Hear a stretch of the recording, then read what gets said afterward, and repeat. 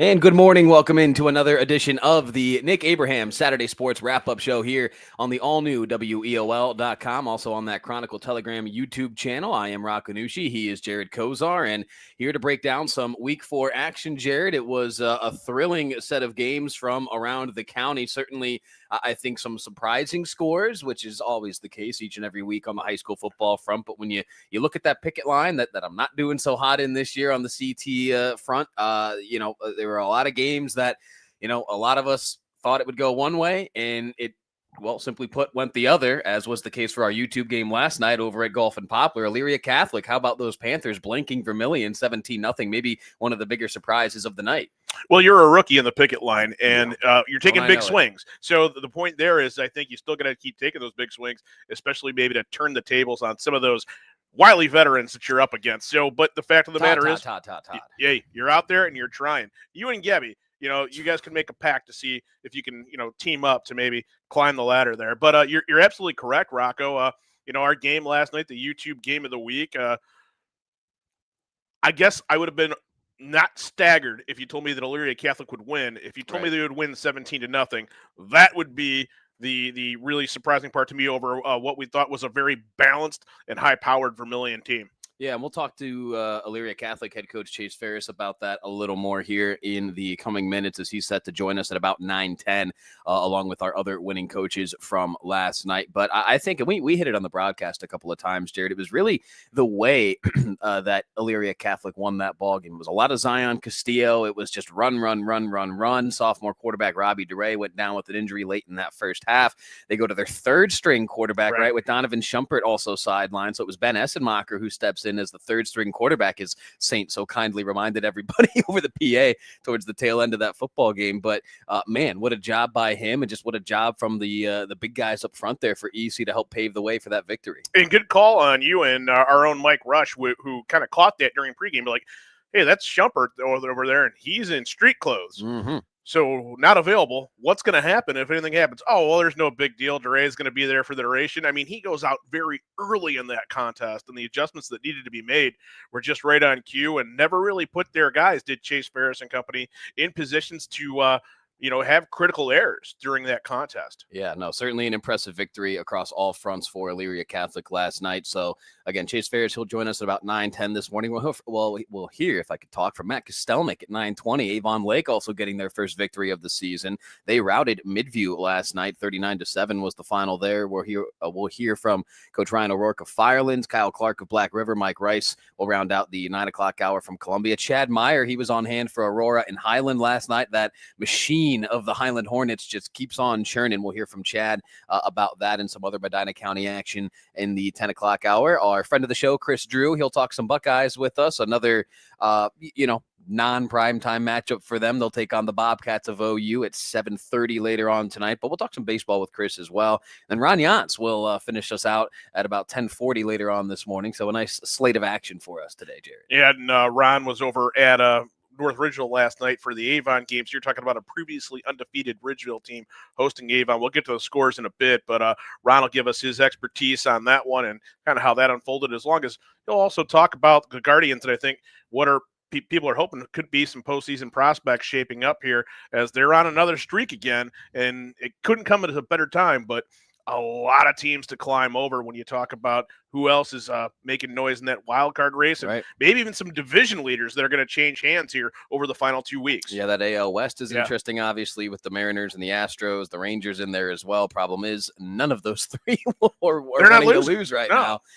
Which is a little frustrating, but I guess if you're the Guards, you got no one but yourself to blame at this point, right? Anytime you're needing other teams to lose to try to get in, that's always a tough ask, but we'll dive into that later on in the program. All right, let's recap the scores from last night. I'll take us to the GCC and then our game last night, Jared, if you want to take it from the SWC on. So let's start in that Greater Cleveland Conference. It was Euclid routing Lorain 38-14, and that's our guy Damian Creel over there in Euclid, right? Doing some big things. The former Lorain coach taking some not frustration, but getting a win over his former team. So a nice win there for Euclid. In the Lorain County League, it was Black River over Clearview 21-7. Like I said, we'll hear from Kyle Clark at about 9:40. Firelands picks up a much-needed win, this time over Brookside. 40-20 was the final there. Coach O'Rourke will join us here in about 30 minutes. Columbia over Wellington, 35-6 was the final there. Mike Rice will join us at the tail end of this 9 o'clock hour. And it was Keystone blowing out Oberlin 42-7, the final score there. So the 2-game win streak comes to an end for Oberlin, but still a really nice story this year for those Phoenix over there in Oberlin. And then in the YouTube game of the week, also on WEOL.com last night, a little North Coast Conference SBC crossover. It was Elyria Catholic blanking Vermilion 17-0 over at Dan Reeser Stadium last night. Really cool environment there, as the people who've preceded you here at our organization would tell you. That used to be a conference game, so great that they have that one back on the schedule. And it didn't disappoint last night. Really good environment over there at EC. SWC action last night, it was Olmsted Falls just battering Elyria 38-0.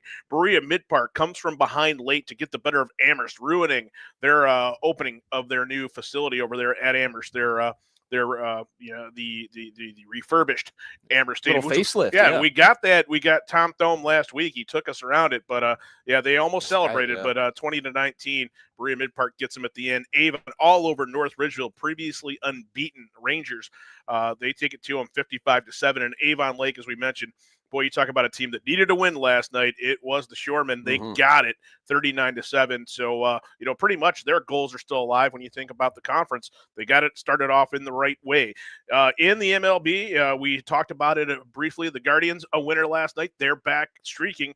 They have 4-0 win over the White Sox. Tanner Bibee pitched like the ace you need him to be. They'll tell you it's the lowly White Sox. You still have to go out there and execute, and he gave him a complete game effort. Hats off to the Guards. They're back in action again tonight against the same White Sox. 6:10 is the first pitch, and as you mentioned, the Buckeyes in action against Ohio U. Primetime time slot, maybe not primetime matchup, and it is on the Peacock Network, so some will struggle to find the Buckeyes this week. Yeah. That's it's a little unfortunate, I would say. In Ohio, a big win over West Virginia the other week. So I know it's not your father's Mountaineers necessarily. There's no Geno Smith, no Tavon Austin down there no more. But man, that's still a pretty darn impressive win for a MAC school to take it to a Power 5 team like that, Power 4 team. The road to the national championship no longer runs through Morgantown. There it is. All right. Sneak it in there. It's one and done. One and done. All right. Never again. You're off the road.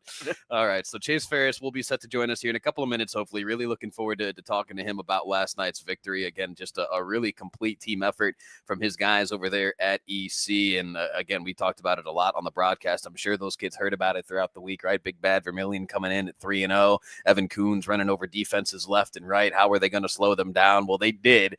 And they took it to the Sailors last night. So certainly looking forward to talking some Panther football with Chase Ferris here in a couple of short minutes. All right, so let's take a quick timeout. When we return, hopefully we'll be joined by Elyria Catholic head football coach Chase Ferris. He's set to join us next right here on the Nick Abraham Saturday Sports Wrap-Up Show. Rocco, Jared Kozar here with you on the Chronicle Telegram YouTube channel, and we are elsewhere online where, Jared? At WEOL.com.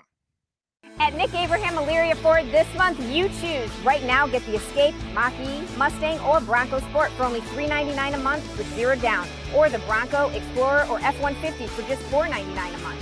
At Nick Abraham Elyria Ford, we make it that easy. High school football in Lorain County is all about tradition, pride, and community, and that's what Stewart's Appliance is built on. For generations, Stewart's has been the family-owned appliance store you can count on for quality products and personal service. From refrigerators to washers, ovens to dishwashers, Stewart's has what you need to keep your home running. Proud to support Lorain County and proud to support high school sports. Stewart's Appliance, where community comes first. Hi, Tim Elkhorn, radio voice of the Cavs. For several years, you've heard me talk about Eco-Tree Services on WEOL. Recently, I needed trees removed, so of course, I contacted Eco-Tree. They did an incredible job. The folks at Eco-Tree were timely, efficient, and the work was flawless. Take it from me. When your trees need attention or even require removal, contact Eco-Tree Services. Like me, you'll love their work. Find Eco-Tree Services online at ecotreeservices.com. Lorain County has a story every day. Make sure you don't miss it. From breaking news and high school sports to schools, business, and community events, the Chronicle has it all. Stay connected to your neighbors and your home team with coverage that matters most to you. Don't just hear about Lorain County, know Lorain County. Subscribe today at chroniclet.com/subscribe and get the news that keeps you in the know. The Chronicle Telegram, Lorain County's largest newspaper. At Nick Abraham Elyria Ford this month, you choose. Right now, get the Escape, Mach-E, Mustang, or Bronco Sport for only $399 a month with 0 down. Or the Bronco, Explorer, or F-150 for just $499 a month. At Nick Abraham Elyria Ford, we make it that easy. Back here on the Nick Abraham Saturday Sports Wrap-Up Show, Rocco, Nuosci, Jared Kozar here with you. Still waiting on Elyria Catholic head football coach Chase Ferris. Hopefully he will join us in a couple of brief moments, as we'd love to talk some Panther football with him. His guys get their first win of 2025, 17-0 over Vermilion. And I guess one thing we can talk about, Jared, quickly before he hopefully joins us here. The fact that it took until week 4 to get their home opener. Right. They're right back on the road again this upcoming Friday. They're going to Paddle, then they welcome in St. Vincent St. Mary the following week. But I'm sure it's just a lot of reasons to be fired up for last night's game, and that'll certainly be something I want to ask Chase about because, again, you're 0-3. I'm sure you're kind of hearing about it as a staff, as a group of high school athletes, right? Certainly frustrating, an 0-3 start. Then you finally get back home. I know they were just a short trip down the road the week prior at Midview, but finally getting a home game in friendly confines in front of the home crowd. Again, I'm sure just a lot of reasons to be fired up for last night's ball game, and they played like it. We mentioned it a couple of times on the broadcast. The body language from those EC kids did not resemble that of what you would expect from a winless football team. Granted, still early in the season, but was very impressed on that front. It was, and the body language was good, as you mentioned. The communication with the sideline, I thought, was pretty impressive. Getting guys on and off the field quickly. A lot of times when a team's struggling, it's easy to get kind of marred with, well, we don't know this personnel group or this personnel group or this package doesn't work, and then we've got to call a timeout to get other guys on the field. You didn't see that happen a lot, especially in the second half, salting that one away where there could have been some times where Vermilion might have had an opportunity to get back into it. They never let that happen, and I was really impressed with the tempo that EC played at offensively. Again, down a couple of starters and being able to just work through those difficulties and come up with ways to really kind of sideline literally the Vermilion defense. Yeah, no, it was very, very impressive what that EC offense was able to do, especially when you consider, as we mentioned before the break, they were down to their third string quarterback, Robbie DeRay, sophomore starter. He goes out with an arm injury early in that one. No Donovan Schumpert. He was in street clothes. I know he's dealing with a left arm issue, I think it was.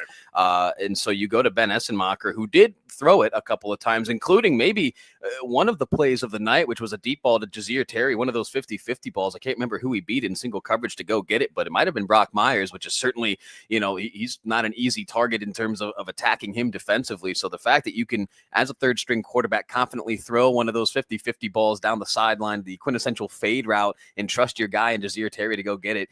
Just impressive plays left, right, and center all around for EC. Yeah, he had to climb the ladder to do it, as you mentioned, and it was one of those throws that, once he got it, had to get the feet in bounds too when he came down. So everything worked on that play, including the throw, and everything did. And that was a huge play in terms of momentum because it kept the drive going. And Vermilion at that time was thinking, well, we're going to get off the field here, 3rd and 20. Not the case. Yeah, no, very impressive. And Zion Castillo, again, he was really the man of the hour last night for Elyria Catholic. If you see in the Blitz here on the Chronicle Telegram, front page of the Blitz, Zion Castillo, 42 carries, 217 yards and a touchdown. And we kind of joked about it, the Derrick Henry-esque stat line right there, right up over 40 carries. Henry was, averaging 50 a game, it seemed like in his high school days. But to be able to carry the rock 42 times like that and still be standing the next morning, I'm sure he's a little sore, right now. But just a really impressive performance, not only from him, but the big guys up front. And you mentioned that they won the battle at the line of scrimmage on both sides, defensively and offensively. But for a young man to carry the ball like that and not have any problems with the exchange or the handoffs, and again, a team that's searching for a win, usually you think to yourself, there's going to be an opportunity for us, if you're Vermilion, that they're going to have a mental error. Something like that. We're going to get the ball back. You can't give the ball to this guy 40 times and not have a problem with the snap or the exchange. And it never happened that way. The execution was on par for Elyria Catholic last night. Yeah, certainly was. And I guess, again, I'm still waiting on Elyria Catholic head football coach Chase Ferris. Love to talk to him about last night's victory. But I guess on the other side of the coin, you look at Vermilion. I'm sure they're in the film room right now on a Saturday morning, kind of breaking down what went wrong for them last night. And, they were missing Sean Brownell on that offensive line. Cole Reaney stepped in for him. And I know defensively, Brownell plays linebacker for them. He starts at that spot. They had, I think Daniel Roy was filling in for him last night. And that's not to discredit those two men in Reaney and Roy, but we know what Sean Brownell does for that Vermilion team, right? Coach DeFucci's talked about him a lot over the years with, his big offensive lineman and his linebacker defensively. So, how much was that a factor? Who's really to say? Hopefully Brownell's able to return to action sooner rather than later, but they don't really have a whole lot of time to feel sorry for themselves, does Vermilion, because they're right back at home for our Stream 2 game next Friday night in Vermilion as they welcome in Sandusky. And I know we kind of looked at their final this morning. They took one on the chin, I think against Padua, right? Right. And Padua was a winless team heading into that one. So the Sandusky team, maybe a bit down right now this year, but I think if you're Vermilion, that's not something you can even really think about or acknowledge because I'm sure they were feeling good heading into this week, right? Taking on a winless Elyria Catholic team. Vermilion had been putting up points left and right. They get shut out. So, I kind of talked about this last night on the broadcast and the post-game show, not necessarily back to the drawing board for Vermilion, because I don't think they're going to get too far away from what's made them successful or what made them successful in those first 3 weeks of action, but certainly some fine-tuning, some touching up, and maybe some refocusing to do for some of the kids in that locker room. There's a lot of things that they can look at and figure out, what they need to do to get better. Maybe it was the short week. They played a Saturday game last week, so your preparation's a little bit different. And I know Coach DeFucci probably wouldn't accept that as an answer. But the point is that it does change a little bit, especially you've got their high school kids, they're high school athletes. They've just gotten back to school. And then you throw the Saturday game in there, and then you get back to work on Monday. Your film is different. There's just some other challenges to it. So, but from what we've seen out of that Sandusky team, they struggled against Amherst. Amherst, a pretty good opponent, as other teams are finding out. Yeah. And then, they take it to Lorain the following week. So I think that there's some things where Sandusky is going to be traditionally a tough customer, especially a conference game going to Vermilion. I think that there are some positives that add up for the Sailors. They get them at home, and you guys will be on hand to check that one out. And kind of the home of the Sailors 3 out of these first 4 weeks. I know, Mike Rush and myself, man. I'll tell you what, yeah, we were on hand for that game at Firelands. That was our Stream 2 game back in week 2, as that was the big Evan Coons 400-plus yard rushing performance that night. It was not the case for Vermilion last night over at Elyria Catholic, but again, Sailors looking to get back to their winning ways next week at home against Sandusky. So, all right, Chase said, okay, maybe I sent him the wrong link. Let me step aside real quick, take a quick break. When we come back, we'll see if we can get Chase Ferris. High school football in Lorain County is all about tradition, pride, and community, and that's what Stewart's Appliance is built on. For generations, Stewart's has been the family-owned appliance store you can count on for quality products and personal service. From refrigerators to washers, ovens to dishwashers, Stewart's has what you need to keep your home running. Proud to support Lorain County and proud to support high school sports. Stewart's Appliance, where community comes first.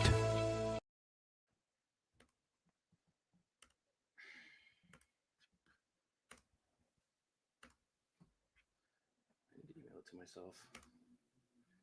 They're all going to have the wrong link.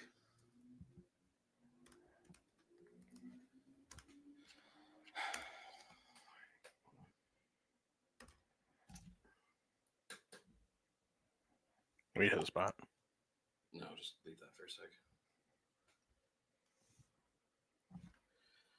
I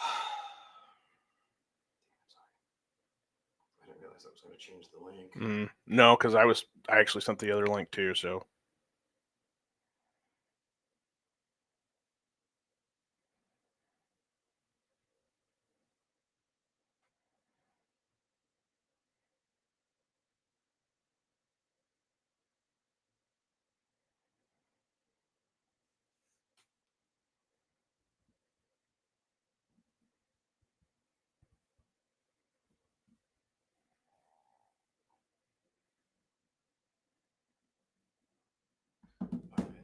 Needs it.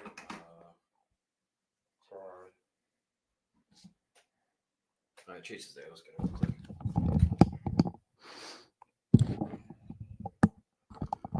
All right, ready? All right, back on the Nick Abraham Saturday Sports Wrap-Up Show. Elyria Catholic football coach Chase Ferris joining us now. Coach, can you hear us okay on that end? We're sorry. We sent you the wrong link this morning. That's totally on me. My bad on that. Oh, good. I'm sitting there. I'm like, all right. Can you guys hear me?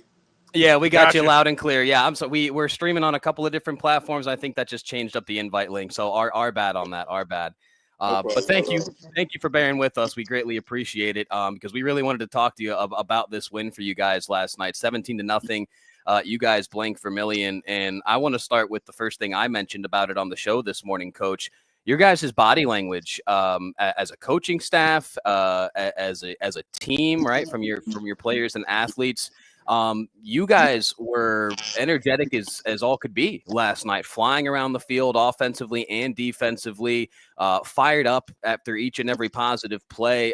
Talk to me of just about that body language and just, the energy that your guys came out with in last night's ball game. Oh, 100%. It just felt different last night. For our guys, the challenge was basically to, not limit ourselves. A lot of times, like I said, we get into situations and it's kind of self-inflicted. So as we build on the good, we correct the bad. And like I said, body language is a huge part of that. We all know football is a game of momentum. So if we can go out from the jump, make a big play, rally the guys, get the fans into it, and really get that positive feedback, you can feel the energy on the sideline. It was electric last night. Chase, talk about just your ability. You guys dominated the line of scrimmage on both ends. Offensively, you're able to open up holes and control the clock, control the ground game. And defensively, you never let Vermilion get going. They never got that momentum for a big play. Yeah, like I said, for us, it was just working on ours, working on what we could get better on. That's all week we focus on us. We understand the opponent. We know what we have to do. And like I said, just like any other football team we play, we have to stop the run. And just like on offense, anybody will say, if you can run the ball, you control the clock, you control the game. So for us, it was just about controlling what we can control, playing physical and fast up front and fearless, and letting the chips fall where they may. Talk to me about the effort from your guys up front with that offensive line and Zion Castillo, right? Because, Robbie DeRay, your starting quarterback, he goes down early in that one. Certainly hope the best for that young man. I hope he's able to return to action sooner rather than later for you guys. But without Donovan Shumpert as well, you go to your third string quarterback in Ben Essenmacher. So I'm sure that opposite sideline's looking at that and saying, okay, well, here comes the run from Elyria Catholic. And that's exactly what you guys did. Problem was for Vermilion, they couldn't stop it. So talk to me just about your offensive line and to be able to create those kinds of running lanes despite the opposition probably knowing what was coming at them. Yeah, like I said, we've had a tough couple of weeks in the film room, to be completely honest with you. And I think this week they rose to the occasion. They felt it. You could tell they were in sync. They were communicating. Moving around. I'm looking on the tape. I see guys 10 yards downfield. Running with guys in their hands, and I'm like, this is how we play ball. Like at some point in time, I told them, I said, we have to draw a line in the sand and decide what type of team we want to be. And I think last night they decided. That's awesome. That's awesome. And I want to ask about, defensively, your secondary. Very, very impressed with what I saw from those young men. Corey Armelin on one side of the field, Juels Martin on the other, and to be able to go up against some bigger Vermilion receivers. Brock Myers, certainly a favorite receiving target for the Sailors. You guys did tremendous work defensively against them, really kind of shutting down some of those deep balls, really making the passing game tough. Really offensively, it was a tough night for Vermilion, and credit your guys' defense for that. But to be able to shut down the run and then make plays through the air as well, a couple of picks for your defense, but again, really doing well, I think, your cornerbacks when trusted in one-on-one coverage deep downfield. Yeah, 100%. Like you said, having Corey back, this is his first game since week 1. So having a guy like that back, who's a natural leader, a tremendous athlete and a great young man, and then having the young guy, Juels Martin step up, and then even throwing Mikey over there, Mikey Bates, Yeah. With him, it's like you got to pick and choose. Do you want him to sit back at safety, or you put him at corner and whoever he's guarding, we just know the ball is not going there. And Chase, that would be my question too regarding Mikey. It was a tremendous play call, I thought, and just maybe a taking advantage of an opportunity. Castillo's toting the rock and doing a great job for you guys all night. Then you go with Bates, and he busts one up the seam for a big TD run that really cemented the game for you at a critical moment. 100%. I mean, it's definitely a change of pace with Mikey in there back too. We call him like thunder and lightning. You know what I mean? Like, and that's really what it is. You know what I mean? Mikey will get in there. He sees one. He makes one cut and he's gone. You know what I mean? Zion, he'll get in there, break 3-4 tackles, and just keep rolling. You think he's down and he's still going. You know what I mean? So it's literally like thunder and lightning. It sounds like when you go to a bowling alley. You know what I mean? You got the bowling ball that hits the pins, and then you hear the lightning sound after that. You know what I mean? The crackling. So, you know what I mean? We definitely appreciate having both of those guys there and letting them, you know what I mean, grow into each of the roles. I know our guy Mike Rush for the Chronicle. He was the one that ran down on the field to talk to you after the game for us, and I know he asked you about, you know, maybe this being a win that helps just kind of, you know, propel the program forward a little bit, sort of lift the spirits over there. And I know you guys will quickly get back after it next week, right? Still a long season ahead for you guys, but just, you know, getting this first win of 2025, doing it like you guys did it in such dominating fashion in front of the home crowd. I got to imagine that was really just a real spirit lifter, not just for you, Coach, but the rest of your staff, the guys on your team, really everybody involved with the program over there in that EC community. Got to imagine the spirit's pretty high this morning, considering, you know, just the tough start and now to finally get that first win. Yeah, 100%. I mean, but just like I told the guys last night, I said, you know, you win humbly and you lose gracefully. You know what I mean? So, you know what I mean, just as good as it feels right now, we've been on the other side of that. You know what I mean? So now it's about harnessing this feeling and figuring out, you know what I mean, what we're willing to sacrifice to continue to feel this every Saturday morning. You guys probably aren't looking forward to heading right back out on the road, right? On the road for the first three, you finally get one at home, and then it's right back on the road next week against Padua. So nothing new to us.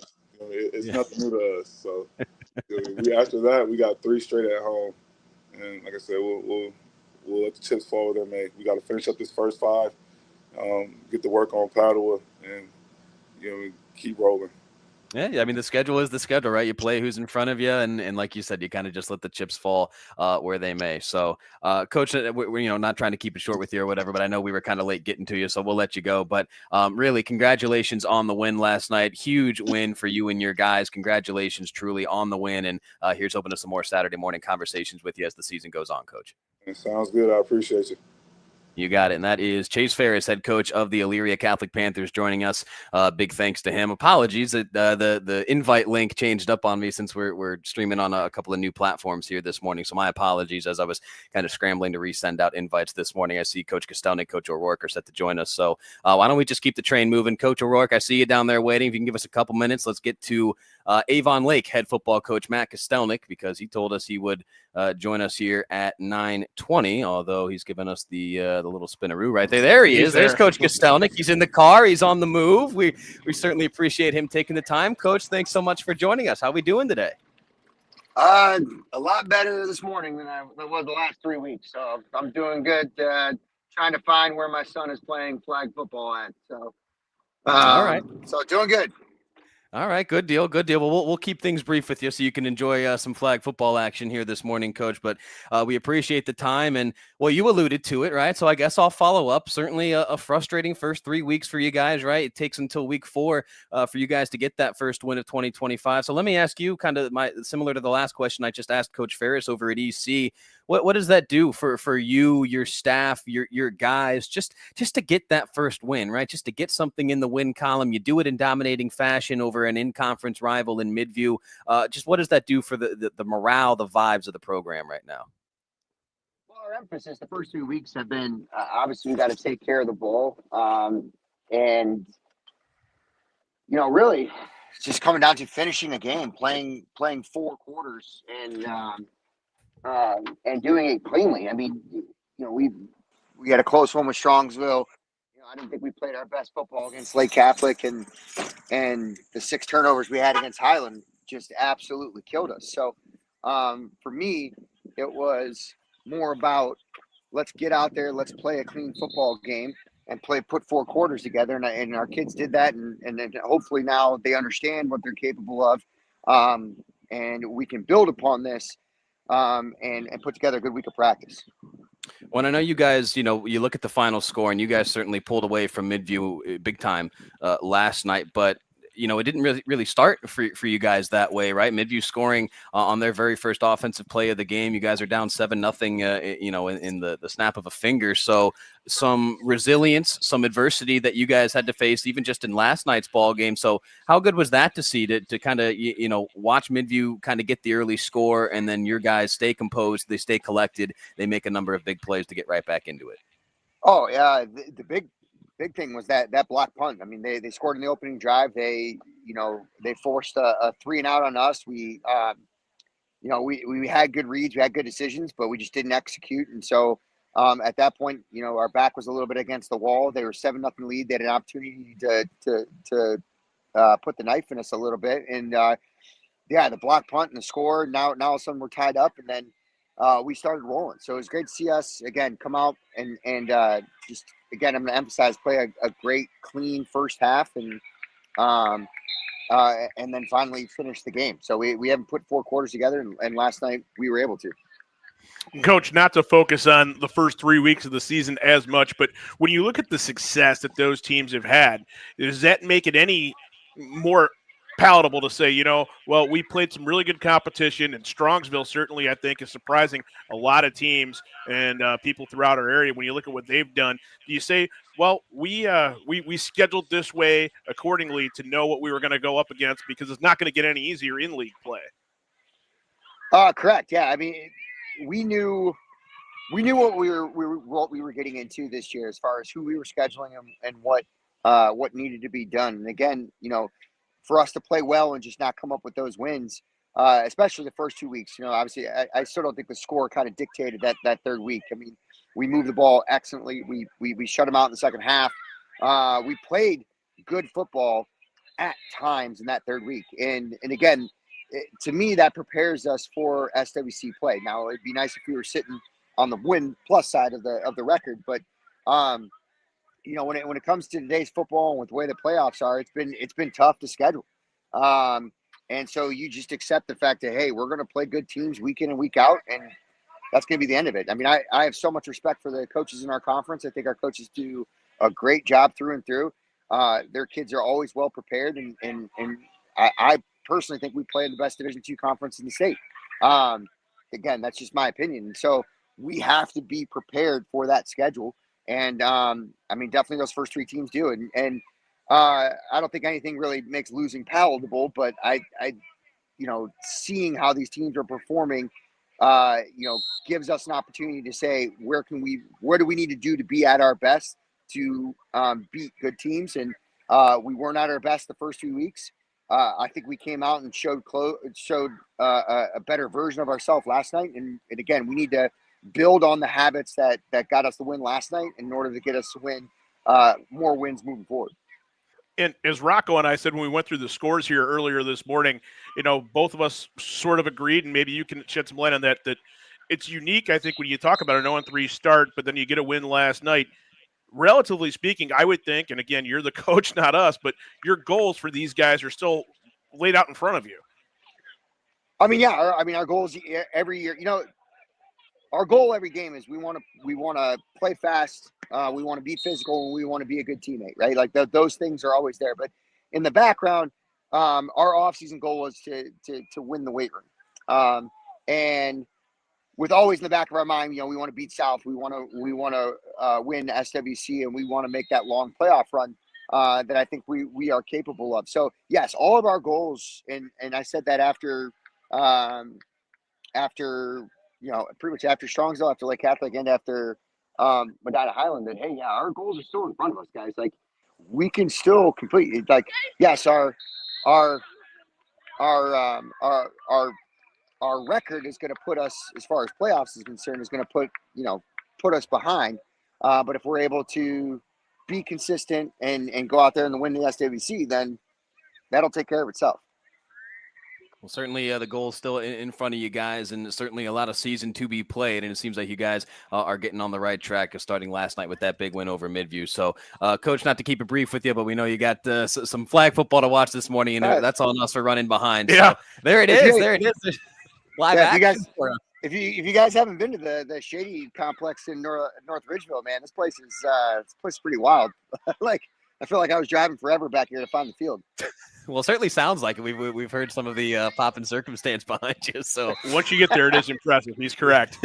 Yes. Yeah, dude, it was wild trying to get back. I've never been here before, so I was tasked with I had to leave film a little bit earlier because my other son has a soccer game in Fairview, so my wife and I are splitting duty today.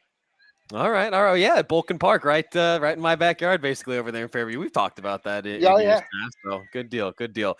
Well, Coach, congratulations on the win. Big time for your Shoremen. And here's hoping to some more Saturday morning conversations with you down the line. So thank you again for joining us, Coach. Appreciate it. Thank you guys for having me on. I appreciate it.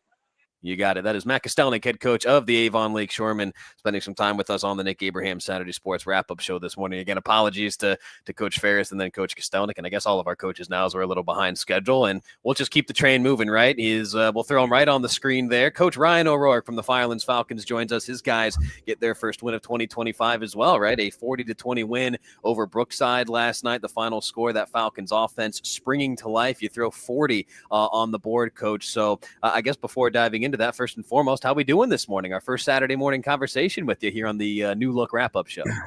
Yeah, just like Coach Kostelnik mentioned, certainly feeling better than the first 3 weeks. So, very, very proud of how our kids played last night. I thought it was a hard-fought game. I thought our kids did a nice job, and Brookside grabbed the momentum for us to get it back. So, very pleased in several areas of our game last night. Let me ask you about Damari Campbell. He runs for 3 touchdowns for you guys in that win. I know you guys have been beat up a little bit in your offensive backfield.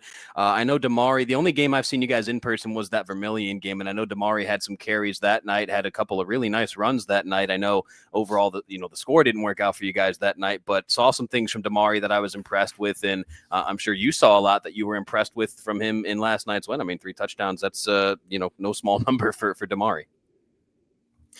Yeah, we've always known Damari is a special talent. He's been hurt really the last 2 years on and off. And to have him healthy, it was really nice to see. I ran for about 130 yards, 3 touchdowns, and did a nice job blocking as well when we asked him to. So a really hard runner, has great vision.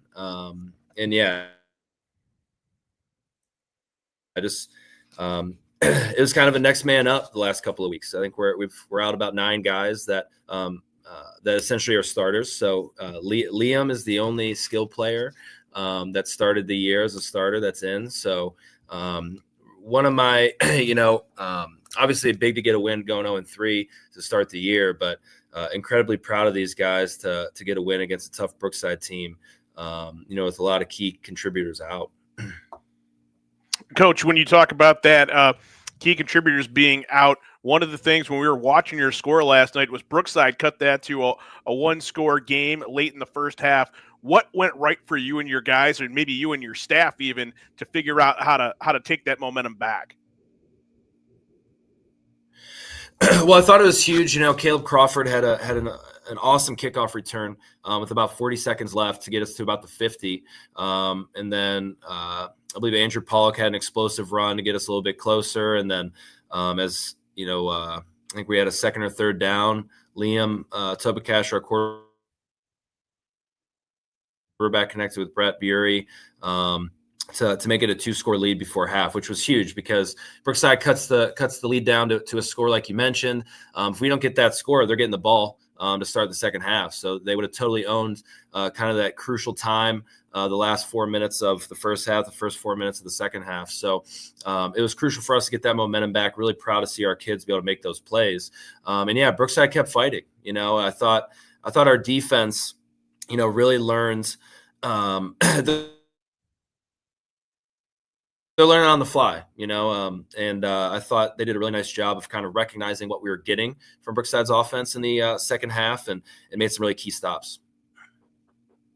And Coach, let's talk about your defense and really, I guess your team as a whole, right? Because we talked about, when I did the pregame interview with you before Vermilion, a couple of injuries for you guys, and it's high school football. Everybody gets banged up throughout the year, right? You've been adamant about that, but to have several guys really step up in maybe a new spot for you guys this season. How nice has that been to see? And I guess especially last night to finally lead to that first victory. I mean, it has been a lot of, kind of new contributors for you guys in a number of different areas. What does that say just about your guys' ability to just stay ready and be ready when called upon?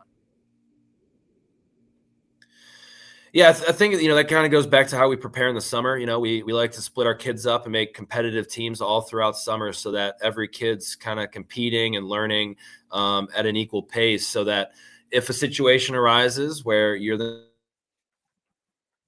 next man up, that you know what you're doing and you can play with confidence. And I thought, for our kids to come into this game, struggling, right? And, I'd say that first half, Brookside was certainly making a lot of plays, but the growth we saw, from halftime on of, again, simple things that, maybe people in the stands don't see: formation recognition, pattern recognition, what run schemes are we seeing? I thought our kids kind of grew up a lot in that second half, and just seeing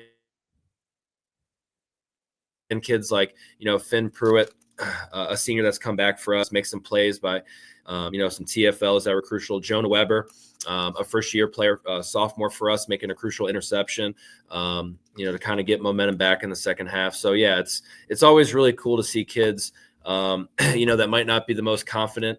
Maybe they're new to it, but they're working hard, and then all of a sudden you see it pay off for them. Certainly a cool thing to see.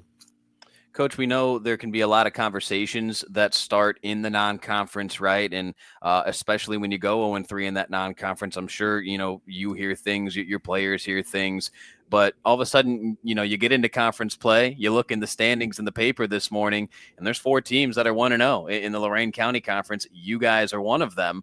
Does that kind of, we talk about kind of splitting the season, right? You get your non-conference, then your regular, your conference schedule, and then postseason for those that make it. Is that kind of maybe the messaging for your guys right now, Coach? It's, hey, those first 3 weeks, they are what they are. We're 1-0 now in conference play, right in the fight for that conference title. Talk to me maybe about that mindset moving forward for you guys. Absolutely. I mean,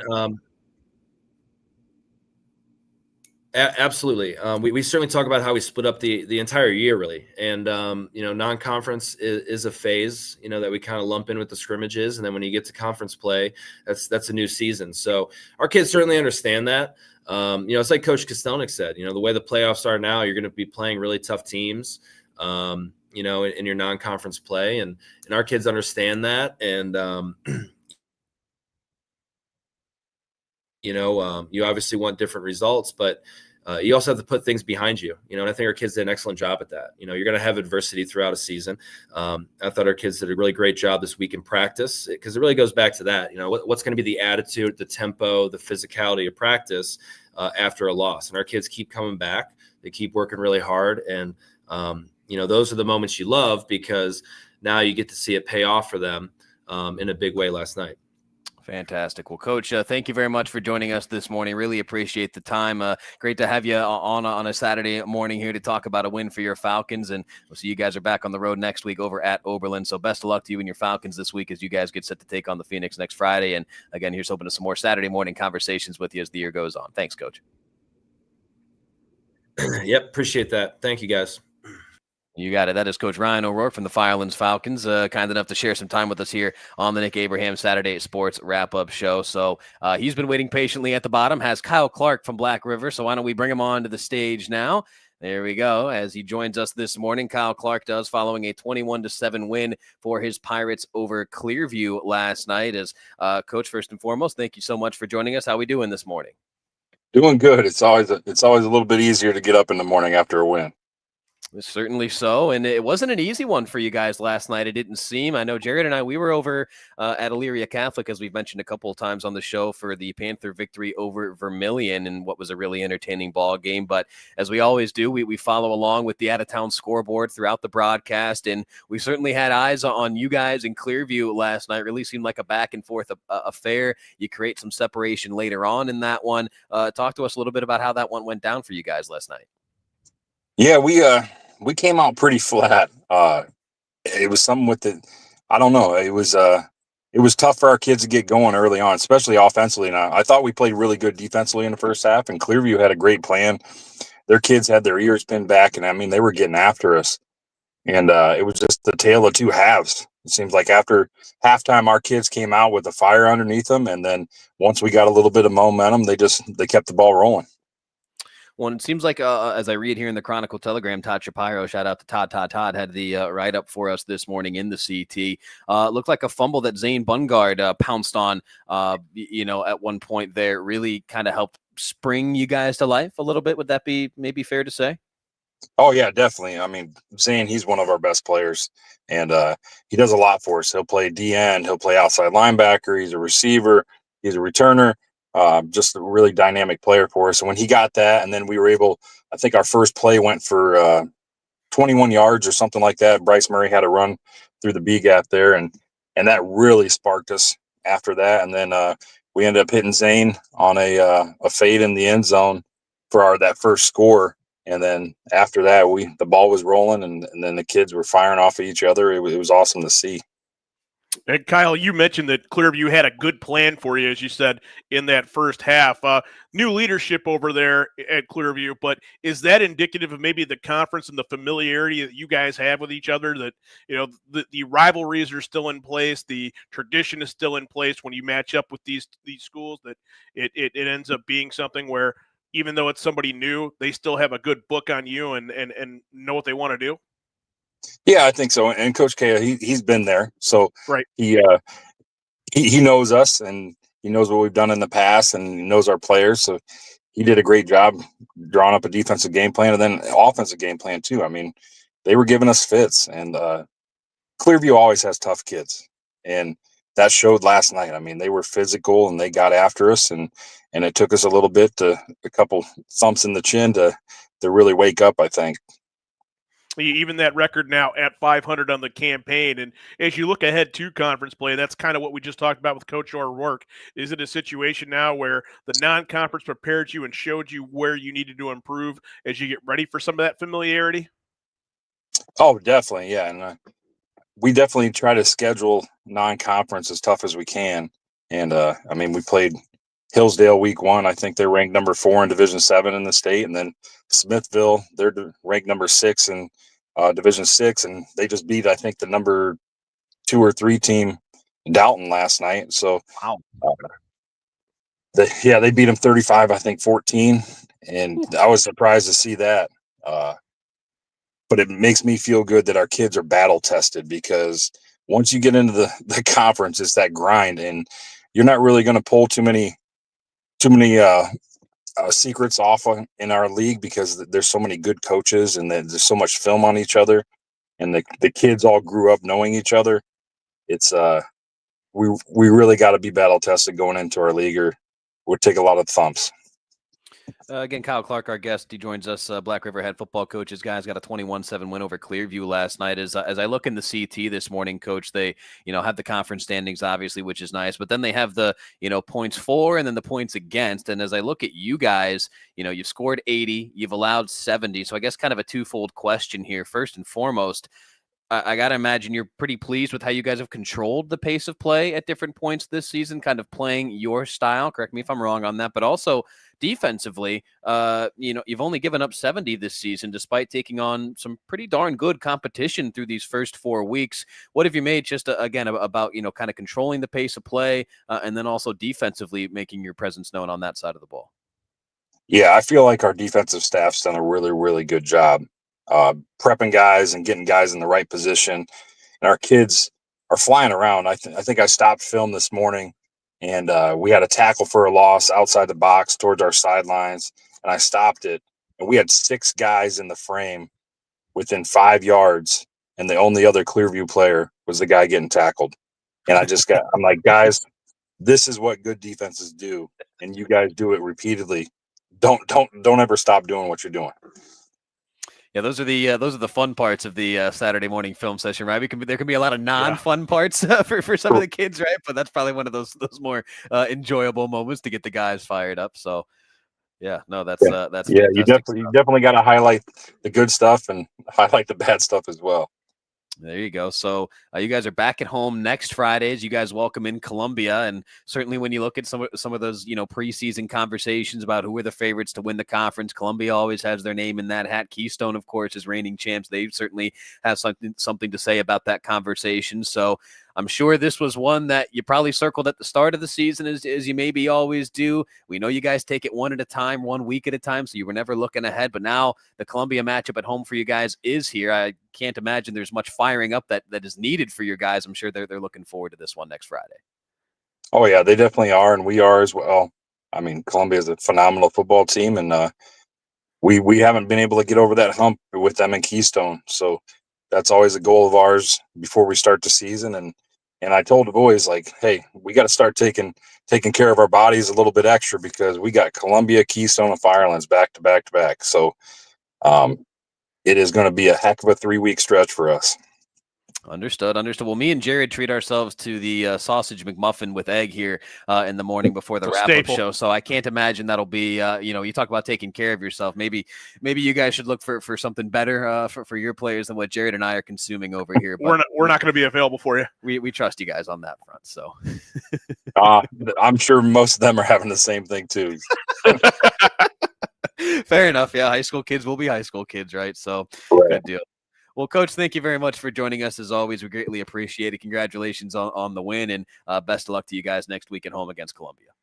I appreciate you guys. Thank you. You got it. That is Kyle Clark, head coach of the Black River Pirates, kind enough to share some time with us here on the wrap-up show. Mike Rice, I see, is patiently awaiting. He's becoming a media podcast, Zoom call savant down here. I see him laughing and shaking his head. He was the prototype guy for us. He was. So I'll tell you what, Coach, if you can give us a minute real quick, we'll get some sponsor thank yous in real quick. I haven't been able to take a break here in this 9 o'clock hour, but we'll hear from some sponsors. We'll be right back. It's the Nick Abraham Saturday Sports Wrap-Up Show. Rocco and Jared here with you this morning. Mike Rice from Columbia joins us next right here on WEOL.com and on that Chronicle Telegram YouTube channel. At Nick Abraham Elyria Ford this month, you choose. Right now, get the Escape, Mach-E, Mustang, or Bronco Sport for only $399 a month with 0 down, or the Bronco, Explorer, or F-150 for just $499 a month. At Nick Abraham Elyria Ford, we make it that easy. At Nick Abraham Elyria Ford this month, you choose. Right now, get the Escape, Mach-E, Mustang, or Bronco Sport for only $399 a month with 0 down, or the Bronco, Explorer, or F-150 for just $499 a month. At Nick Abraham Elyria Ford, we make it that easy. High school football in Lorain County is all about tradition, pride, and community, and that's what Stewart's Appliance is built on. For generations, Stewart's has been the family-owned appliance store you can count on for quality products and personal service. From refrigerators to washers, ovens to dishwashers, Stewart's has what you need to keep your home running. Proud to support Lorain County and proud to support high school sports. Stewart's Appliance, where community comes first. Hi, Tim Elkhorn, Cavs radio voice. Recently, we had some trees removed. So again, singing the praises of EcoTree Services. In a few hours, EcoTree had removed the unsightly trees, cleaned the debris, and opened the area for a new fence. I can't say enough good things about the people at EcoTree. I've used them several times, always thrilled with their work. If you have trees that require pruning or need to be removed, contact EcoTree, a local business that deserves your business. They've earned mine. Go to ecotreeservices.com. Back here on the Nick Abraham Saturday Sports Wrap-Up Show, here breaking down Week 4 action. Rocco, Nuosci, Jared Kozar here with you. And now Mike Rice joins us here, head coach of the Columbia Raider football team. Coach, you were kind enough to join me for the Hey Coach podcast earlier this week. I certainly encourage our listeners and viewers to go check that out. It's on WEOL.com, also on that Chronicle Telegram YouTube channel. Coach, we had a great conversation just about, your coaching background, that Columbia community, what makes it so special. And I'm sure it was a special night for you guys last night, a big home victory for you guys, 35-6 over Wellington. So I'm sure that was a performance that you're sitting here pretty pleased with on a Saturday morning. Absolutely. Yeah. That podcast was a lot of fun. Thanks for doing that and having me. But yeah, last night, anytime you can come out with a conference victory is a good feeling. And I felt like our kids played well, played hard, and played a good brand of Columbia football. And, Jared and I, as we've mentioned earlier in the show, we were not on hand over there last night. We were over at Elyria Catholic for Panthers and Vermilion, and what was a really good ball game. But we were following along with you guys, and we saw, I think it was Owen that went down at one point for you guys. So not sure what happened. Not wanting to ask about it, but hopefully he's a-okay and able to come out the other side okay on that. But just looking at the box score for you guys. You didn't throw a pass last night, I don't think, correct? It was just exclusively on the run for you guys last night, correct? Yeah. So Logan went out kind of early in the game. Logan, I'm sorry. And Owen's his brother. Right. Yeah. So you think I would learn by now? Yeah. You've had them all. I'm sorry about that. Yeah, Logan, not Owen. Logan. Yes. I'm sorry. So we called a few pass plays, but they either weren't there or quarterback made a different decision. And we try and take advantage of what we feel the defense is giving us. And we were able to run the ball effectively. And not only that, the other thing it's really popping on every week, our defense and our special teams are giving us, I haven't run the numbers yet. I'm gonna do it later, but our starting field position has been crazy. It's got to be almost, if not over the 50, it's got to be close for the year. It's really impressive.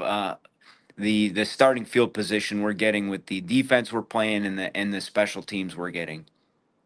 And you talk about that version of complementary football, Coach, when you can execute in those other two phases. Offensively, you're able to control it with running the ball, and your kids are never in a position really to make a bad decision, and that helps in terms of confidence and continuity.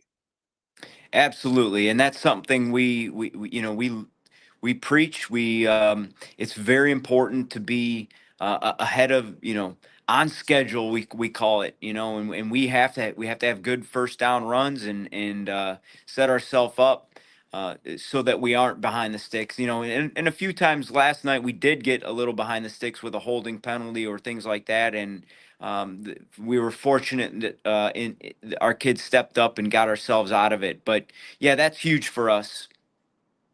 And Mike, when you think about that, on schedule, that's a term that really gets used and it's appropriate with you guys. But, you talk about like the script of what you guys do. Now that you are in conference play, does that change at all with more familiar opponents where you think to yourself, against our non-conference, we'd like to do this the first 15 to 20 plays. And then when we see familiar folks, we want to change it up? Or is that something you just kind of take week by week? Yeah, I think it's a little bit more week by week, but I do think, and I even brought it up yesterday that, number one, you're playing opponents, yes, that you're more familiar with conference play, but also it's a little later in the year and we have film on them and they have film on us. So you kind of know what you're getting now, where at the beginning of the year, there is that kind of feeling out period early in games because you don't have a lot of tape on people. So for us, it is every game with the nature of our offense. Sometimes we see different things and maybe something, a little different than what we watched on film because we are different from a lot of other offenses. So there is a little bit of a feeling out period and seeing how they're playing us and early on in games and then making adjustments from there. Wesley Saunders, a 20-yard pick six for you guys in that win last night. How much fun is it just to have a defensive score, right? Football fans, we love our big explosive offensive plays, a big run, a big pass, the kickoff return, whatever. But to get a defensive score, that certainly can bring a lot of life to a team, to a crowd, to just do a whole sideline.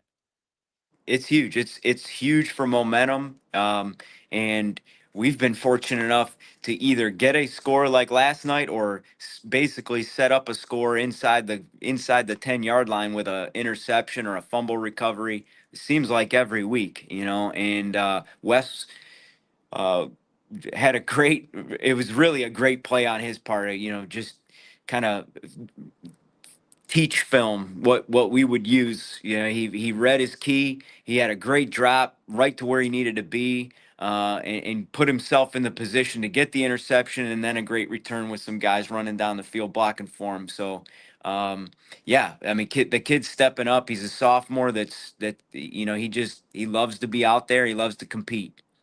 Well, and something you mentioned in your answer there, it's kind of funny with whether it's a fumble recovery or an interception, it's, the defense quickly turns to offense, right? With having to get some blockers out in front of the return man, getting downfield. What does that say about your kid's ability to be able to do that? Not just last night, but sounds like all year you guys have done a really good job of, oh my gosh, we got the football. All right, let's go out and block somebody. That really takes, there's kids that can kind of, forget that. They just think, oh, we got the turnover. Great. But no, it's like, okay, let's go out and block and try to get this sucker into the end zone, which you did last night. What does that say about your guys?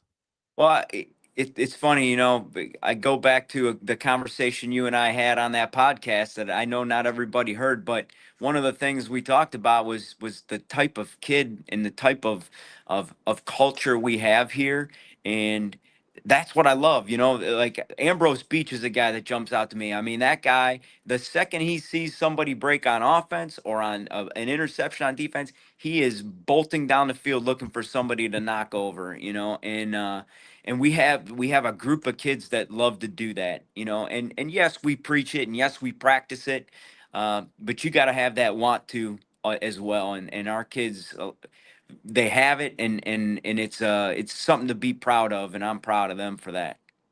Very good. So, Coach, you guys continue the Lorain County League grind. Next week, you hit the road to go to Black River. Kyle Clark, I think you got the tail end of his interview with us right before you hopped on here. They certainly, know you guys at the top of those conference standings. They've certainly been not necessarily a target for you guys or for them, but you guys are somebody that they would really like to beat, certainly, and I'm sure you guys know that. So, what's just some early thoughts, I guess, for you on that matchup next week with Black River, Coach?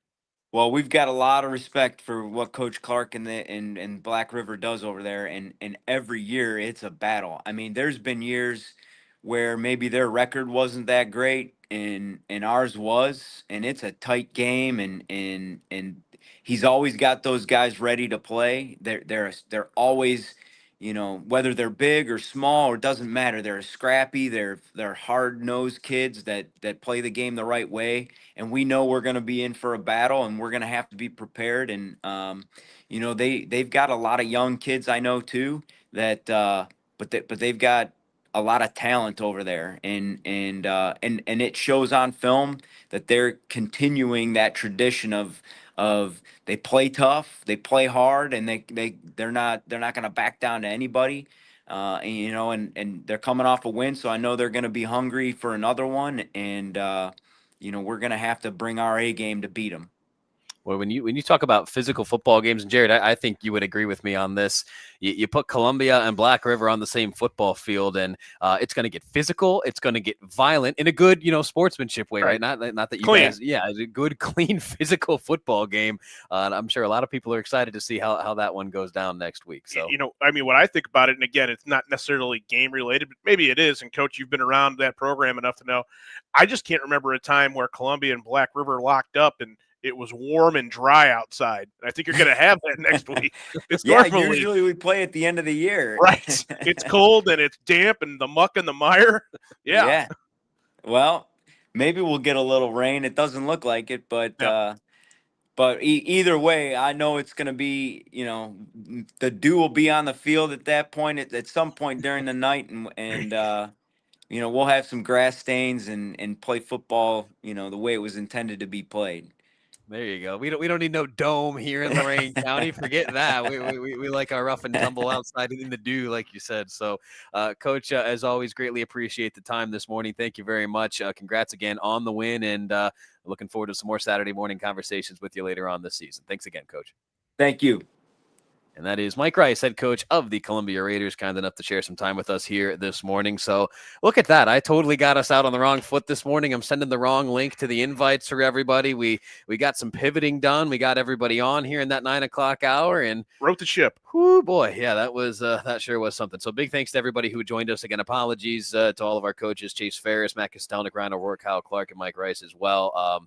Again, sent out the wrong invite initially. That is my bad, but we eventually got things righted there, got to talk to everybody. So So looks like we are A-okay. All right, let's step aside for the 10 o'clock hour, or the top of the 10 o'clock hour timeout. When we return, we will recap the scores that you guys have been seeing on the bottom ticker there across the screen. We'll recap the scores. And in the 10 o'clock hour, Chad Meyer, one of the voices of our Stream 3 Medina County matchup, he was on hand with Rob Polinsky last night for a big-time Highland win over Aurora. I know we talked to Michael Keefe last week a little bit about the Medina County scene and just how darn good this Highland Hornet football team is. So I'm sure Chad will give us some more info on that. Chris Drew will join us shortly after that. We'll talk some Buckeye football, sneak some Major League Baseball discussions in there with him as well.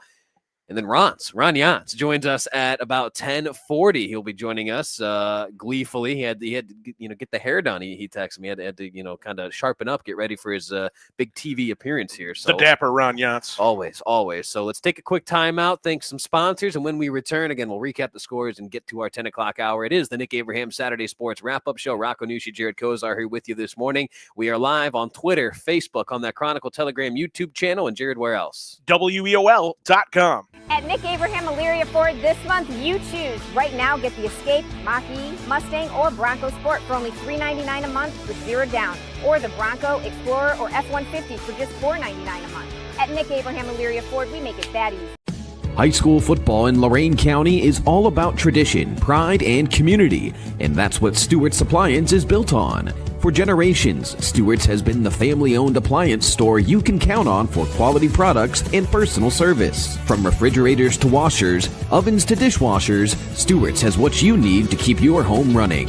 Proud to support Lorain County and proud to support high school sports. Stewart's Appliance, where community comes first. Hi, Tim Elkhorn, radio voice of the Cavs. For several years, you've heard me talk about EcoTree Services on WEOL. Recently, I needed trees removed, so of course, I contacted EcoTree. They did an incredible job. The folks at EcoTree were timely, efficient, and the work was flawless. Take it from me. When your trees need attention or even require removal, contact EcoTree Services. Like me, you'll love their work. Find EcoTree Services online at ecotreeservices.com. Lorain County has a story every day. Make sure you don't miss it. From breaking news and high school sports to schools, business, and community events, the Chronicle has it all. Stay connected to your neighbors and your home team with coverage that matters most to you. Don't just hear about Lorain County, know Lorain County. Subscribe today at chroniclet.com/subscribe and get the news that keeps you in the know. The Chronicle Telegram, Lorain County's largest newspaper. At Nick Abraham Elyria Ford this month, you choose. Right now, get the Escape, Mach-E, Mustang, or Bronco Sport for only $399 a month with 0 down. Or the Bronco, Explorer, or F-150 for just $499 a month. At Nick Abraham Elyria Ford, we make it that easy.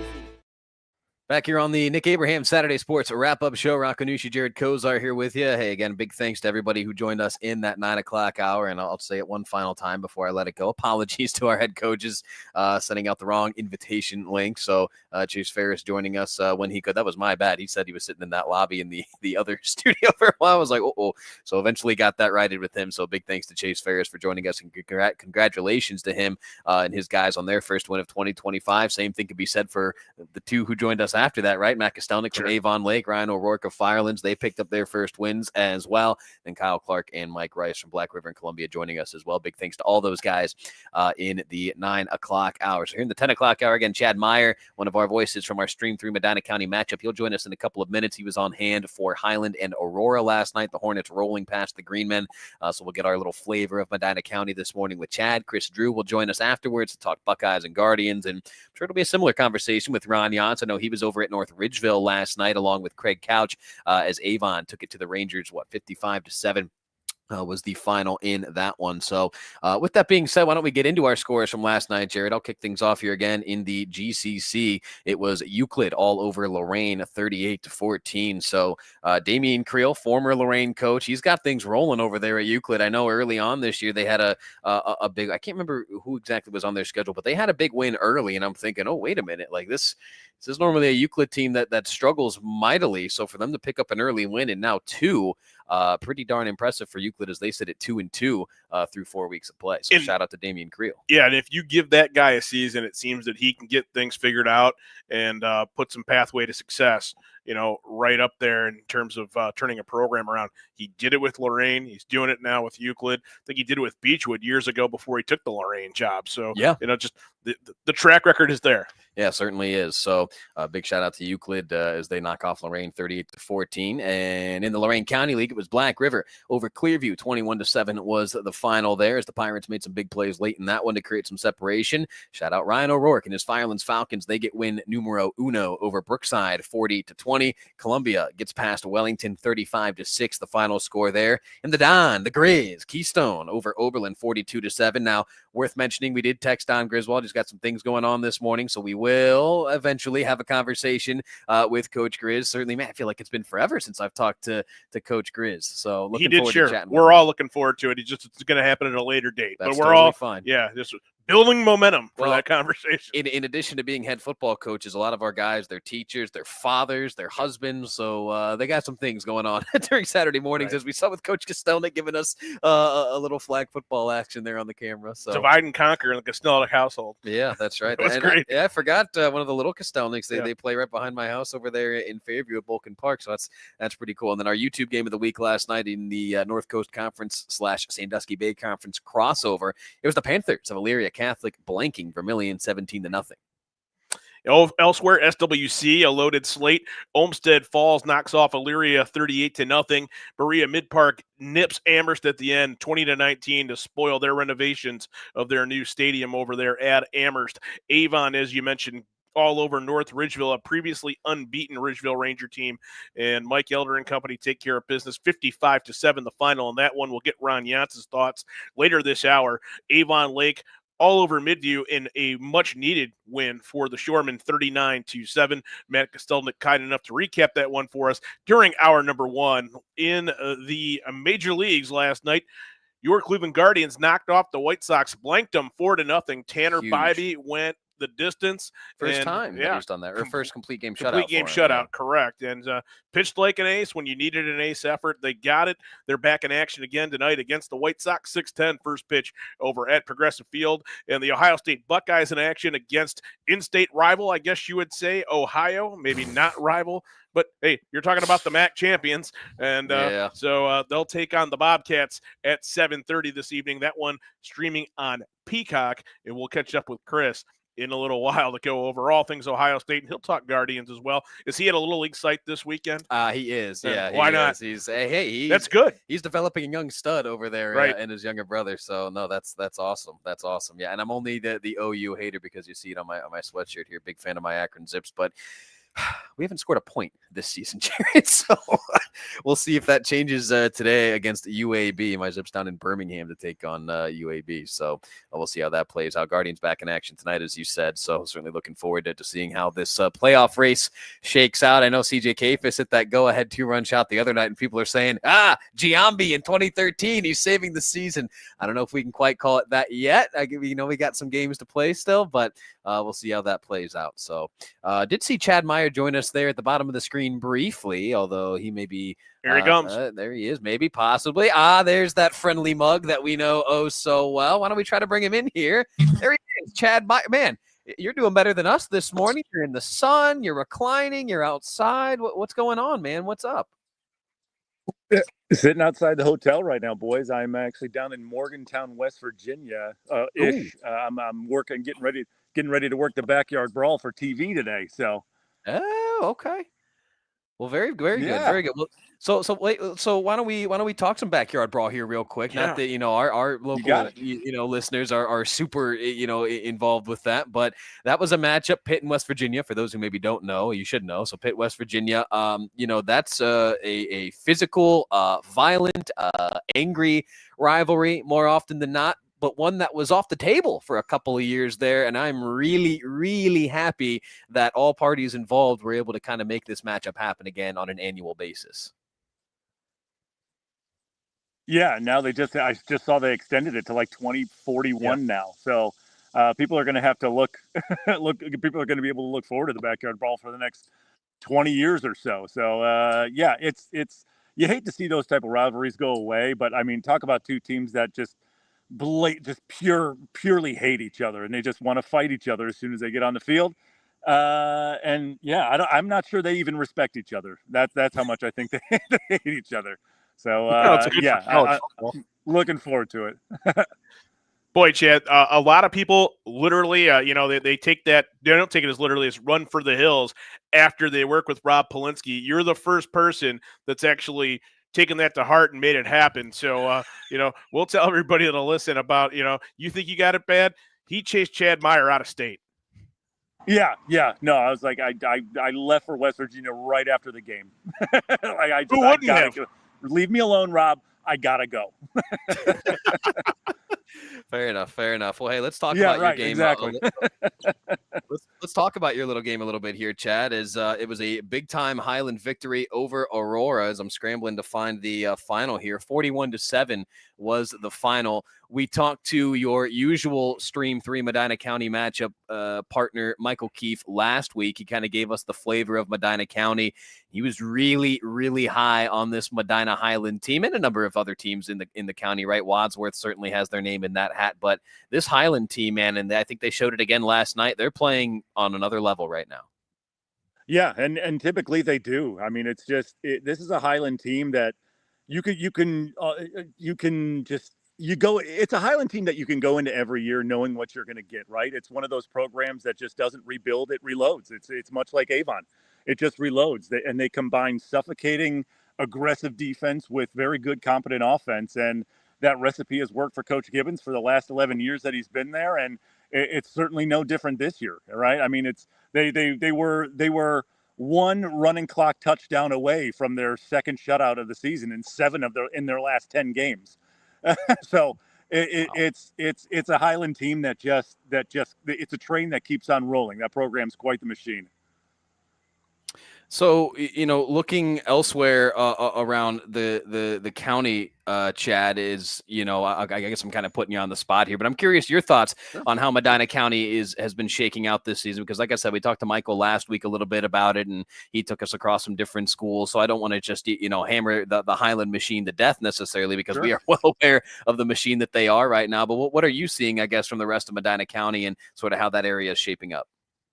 I mean, Wadsworth is just having a year. Wadsworth is putting up points, and they're putting up points in a hurry. I mean, you saw the potential. His name is escaping me right now, but you saw the potential last year. They started a freshman at quarterback, and you saw the maturity. He was wise beyond his years, and it's showing this year as well, how much he's progressing. I mean, I think Wadsworth is averaging 45, 48 points a game in just pure dominating fashion against their first 4 opponents. So they returned, I believe, almost everybody on defense, and then the main key players on offense as well. So Wadsworth is on a roll right now. Buckeye, same thing. Buckeye got quite the test from North Olmsted, quite the unexpected test from North Olmsted last night.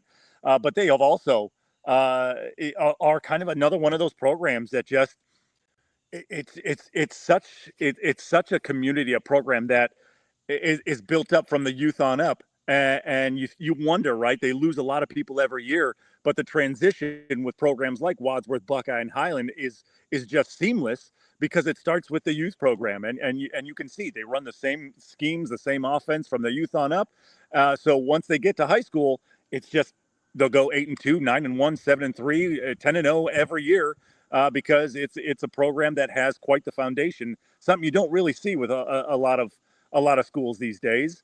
But if you want to win, that's what you got to do, and that's what these programs have certainly done, and it's paying dividends so far this year, as all 3 schools are 4-0 right now. Chad, when you look at the Suburban League, and then on the other side, one team I'm actually really proud of this year is Cloverleaf. Right, Cloverleaf is a program. It's one of those programs that it's not the greatest, right? They don't have a long history of good football, right? But after getting their tails kicked in by Buckeye to start the year, they've reeled off 3 in a row. Right. Chad, as I was getting ready to say, the Suburban League, for some people that aren't as familiar with it, you think Sorry, about I guess my connection might not be the best. We're rolling with it. I am in the hills. But when you think about that, the test would be we lost Chad, but hopefully we'll get it back. Spinneroonie. But Rocco, we're in a situation where Highland is in one half and Wadsworth is in another. They don't see each other this year. That will change next year. But you just think that maybe, there's just something to that about the way that league is structured, and hopefully they get that right. It seems that they've got it figured out moving ahead how that's going to look, because that just seems like a collision course matchup that everybody should be treated to on an annual basis. I would agree as well. So we'll get back to him here. There he is, Chad. He's joining us once again. You might be better off killing the camera, Chad. If we could go audio only, that might be able to help you out a little bit. I don't know. Not that we don't appreciate your lovely face here on a Saturday morning, but maybe that would help connection. We're just jealous of the sun behind him. Hey, listen. It's probably better for everybody involved that I don't put my face on camera. Well, there you go. Well, when you're back in more local friendly confines, we can try to get the video feed going again. Not to cut you off or totally change where we were going with that, but tell me about Medina if you got anything on them, Chad. I mean, I know it's kind of been a struggle for them. We know kind of the pristine quarterback play that Larry Laird had there for a little while, right? Obviously with Drew Aller, who's at Penn State right now, perennial NFL prospect. Danny Stoddard following right up afterwards. You had two just dynamite quarterbacks, and then it hasn't been that same level of success since then, but they got a big win last night, I believe, over Shaker Heights, 38-3. So hopefully I think Larry Laird and his guys starting to figure things out once again over there. Yeah, ever since Danny left, Medina's a program that has kind of struggled to find an identity, right? You had Drew Aller, which was such a treat to watch, right? Mike and I were on the game that Larry first put him in his sophomore year, and it was just nothing but elite quarterback play from there.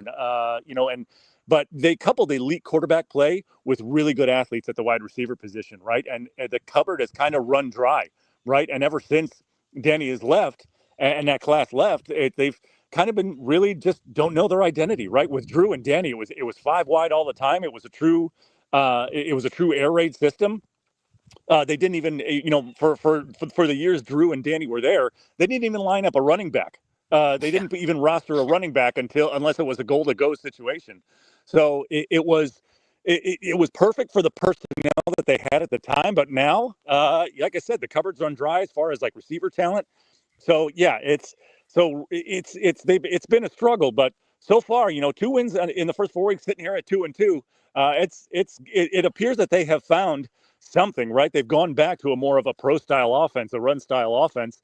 And it's resulted in a 2-2 program this year. If there's 2-2 record so far, and if there's one man who can figure out how to use the guys that he has, it's Larry Laird, right? Whether he was at Avon Lake, Strongsville, or Medina, he's going to have some struggling years. He's going to have some down years, but a down year for Medina is usually in that, 4-6, 5-5, 6-4 range, because Larry Laird is so good at just figuring out how to use what he has.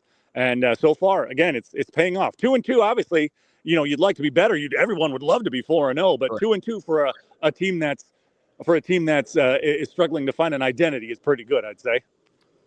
All right, Chad. Well, we'll let you go with this, as we certainly don't want to take away from the sunbathing that you got going on too long. But just real quick, prediction in this backyard brawl for today, because this is a pit program under Pat Narduzzi. They're about as up and down as you can possibly be, right? And then West Virginia, they just took a loss to a MAC school in Ohio. Granted, a very good one in Ohio. But how do you see this one playing out today? I think Pitt's going to win this one going away, guys. I mean, West Virginia, there was a report out there that West Virginia has 70 new players this year. 70 new players. So it's that again is a team that's kind of trying to come together, figure out its chemistry. And knowing that, it didn't surprise me that they lost to an Ohio team, an OU team that's very good, by the way, an OU team that has no idea Caleb Downs is a safety and not a receiver. I don't know if you guys saw that clip. So I think Pitt's going to win this one going away just by their experience alone. And while West Virginia is still trying to figure things out. West Virginia, though, we've seen them on the Medina County matchup a couple of times, but West Virginia featuring mentor quarterback Scotty Fox. Oh, that's okay. Yeah, very good. They're figuring out, but I think Pitt's going to win this one going away. All right, very good. Well, Chad, much appreciated the time this morning, man. I had no idea that you were down there in Morgantown today. So enjoy that. Should be, hopefully a fun game. Like you said, you think maybe Pitt runs away with this one late, but enjoy that one for what it might be today. And we will see you when you return back to Ohio here, my friend. So safe travels back home. And thank you again for joining us this morning. All right. Yeah, no problem. We'll see everybody at week 5 in Black River. Yes, we will. And there is Chad Meyer, one of our voices of the Medina County matchup on Stream 3. And he's right. Next week, it's Columbia at Black River. Forgot to mention that to Kyle. I thought it was kind of cool that that's the culmination. We talked to both coaches. Now we talked to one of the guys that's going to bring you the game. Yeah. So, yeah, no secret as to where our Medina County team will be next Friday. Awesome stuff. Awesome stuff. So we'll keep the train rolling right here. And there he is joining us from his car once again. He's taking in some Little League action once again this morning. Chris Drew from the Menace to Sports podcast. And again on the 20 different YouTube channels that he's got going right now. The content guru himself, Chris Drew. Chris, first and foremost, thank you for joining us. As always, we appreciate the time. You just heard Chad Meyer there talking about this West Virginia roster. I know you're about as well versed in college football as anybody. Is that true, man? 70 new Mountaineers on that roster this season? My gosh. Yeah, it was one of the more alarming things that happened, and people that I talked to said that Rich Rod tried to do the Urban Meyer thing, where you should have run off as many, culture busters as possible. And what ended up happening is you only get 82 scholarship guys. So the fact that they have 70 new players means that whatever program he was running scared a few too many people off, which is what resulted in that loss to OU last week, Ohio U. So, Rich Rod, man, he's trying to build a program from scratch. Build it from scratch is to import essentially the entire roster. Wow, that is crazy. I just had not realized that was as drastic as the case may be. So I guess we can briefly talk about this one today, right? Buckeyes, you look at the line, 28.5. I think they're favored over the Bobcats of Ohio. Again, Ohio, as we've talked about, they're feeling good about themselves. They're always one of the top MAC programs, right? And they have that big win over West Virginia already under their belt. So I'm sure they're feeling good, although clearly they're struggling identifying personnel, I guess, for the Buckeyes and where exactly they play. 7:30 on Peacock. Just one of those, just a lot of weird things about this one tonight, Chris. What would be some things to look for, I guess, in this one? Honestly, like for me, it's just another slight ramp up as you kind of approach Big Ten play. One of the things that OU has is Navarro, who's a very athletic, very mobile quarterback. And one of the things that's kind of plagued Ohio State dating back, I think, 5 or 6 years, has been the guys that are a little bit more run around because you get busted plays. You get receivers sometimes running free. And so this will kind of be a test like that. Now, Arch Manning is super athletic as well, but, Steve Sarkisian and Texas don't want to use them like an athlete. At OU, they need Navarro to be an athlete for them to have a chance. So you will get the full scope of his legs. And then they have one receiver that they throw the ball to primarily. So it's kind of a two-man band out there in terms of on offense. They got one receiver over 200 yards and then nobody else over 100 yards receiving. So, it's kind of just a 1-2 punch over there. But for me, we've seen the defense. They've been really, really good. We've seen, obviously, the throw game look really, really good. I'd like to see these starting running backs, C.J. Donaldson and James Peoples, kind of get some traction and maybe show that they are, going to be the answer. Because last week it was all about Bo Jackson and Isaiah West, who were fantastic on the ground. So those are things that I'm kind of looking for, week 3, excuse me.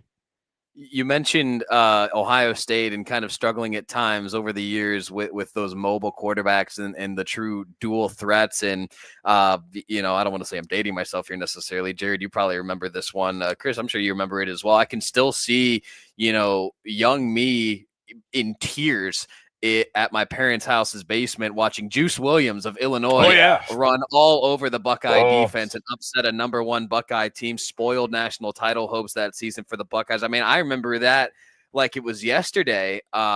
Infuriating as they couldn't tackle him. Yeah, Juice Williams was it was terrifying. Now OU, Ohio is not that Illinois team, and I don't think Parker Navarro, as good as he is Juice Williams, but you're absolutely right, man. It's always kind of been one of those issues for the Buckeyes. And really, I mean, that's kind of the issue with any college football defense, right? You got to account for the quarterback if they're that true dual threat, which Navarro really seems to be. So Well, what ends up happening, Rocco, is that like these, high school defenders that are all over the D line are the biggest, freakiest, best athletes. And so they get to college and they think they can play that same style. And so you get so much like losing contain and not proper lane discipline. So these quarterbacks that are mobile, they get outside the pocket and have so much green grass in front of them. And I was with you, man. That Juice Williams game kind of broke my heart. And I made him a legend forever. I mean, Still thinking about it years later. Exactly. Like, if not for that game, I wouldn't know who the most famous Illinois quarterback is. So, for me, it's just kind of it's that. It's like you have a level of arrogance, from linebackers, D line, that they don't have gap soundness, and they leave these huge green running lanes for these quarterbacks, and it just seems to be the kryptonite for Ohio State year in and year out.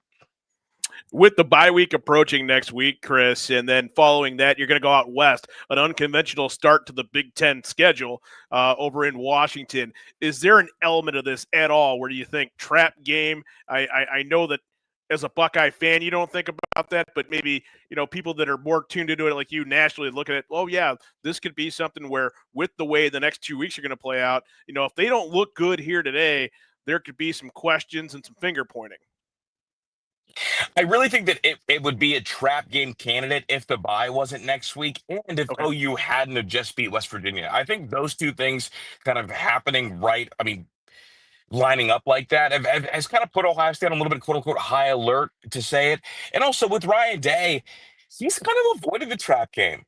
Like, the trap game was kind of a thing of the Urban Meyer regime, because with Ryan, the game that's really kind of been the haunter has been the Michigan game. Like, Ryan Day has not lost to a team that he was, supposed to beat, other than the rivalry game. So I was worried about trap game maybe initially, but the more that I've heard people talk about how good this OU team, it's a message that I've gotten that no, they're aware that this is not going to be, as easy as Grambling. They're aware that OU is likely, a MAC champion level team. So I'm not worried too much about trap game.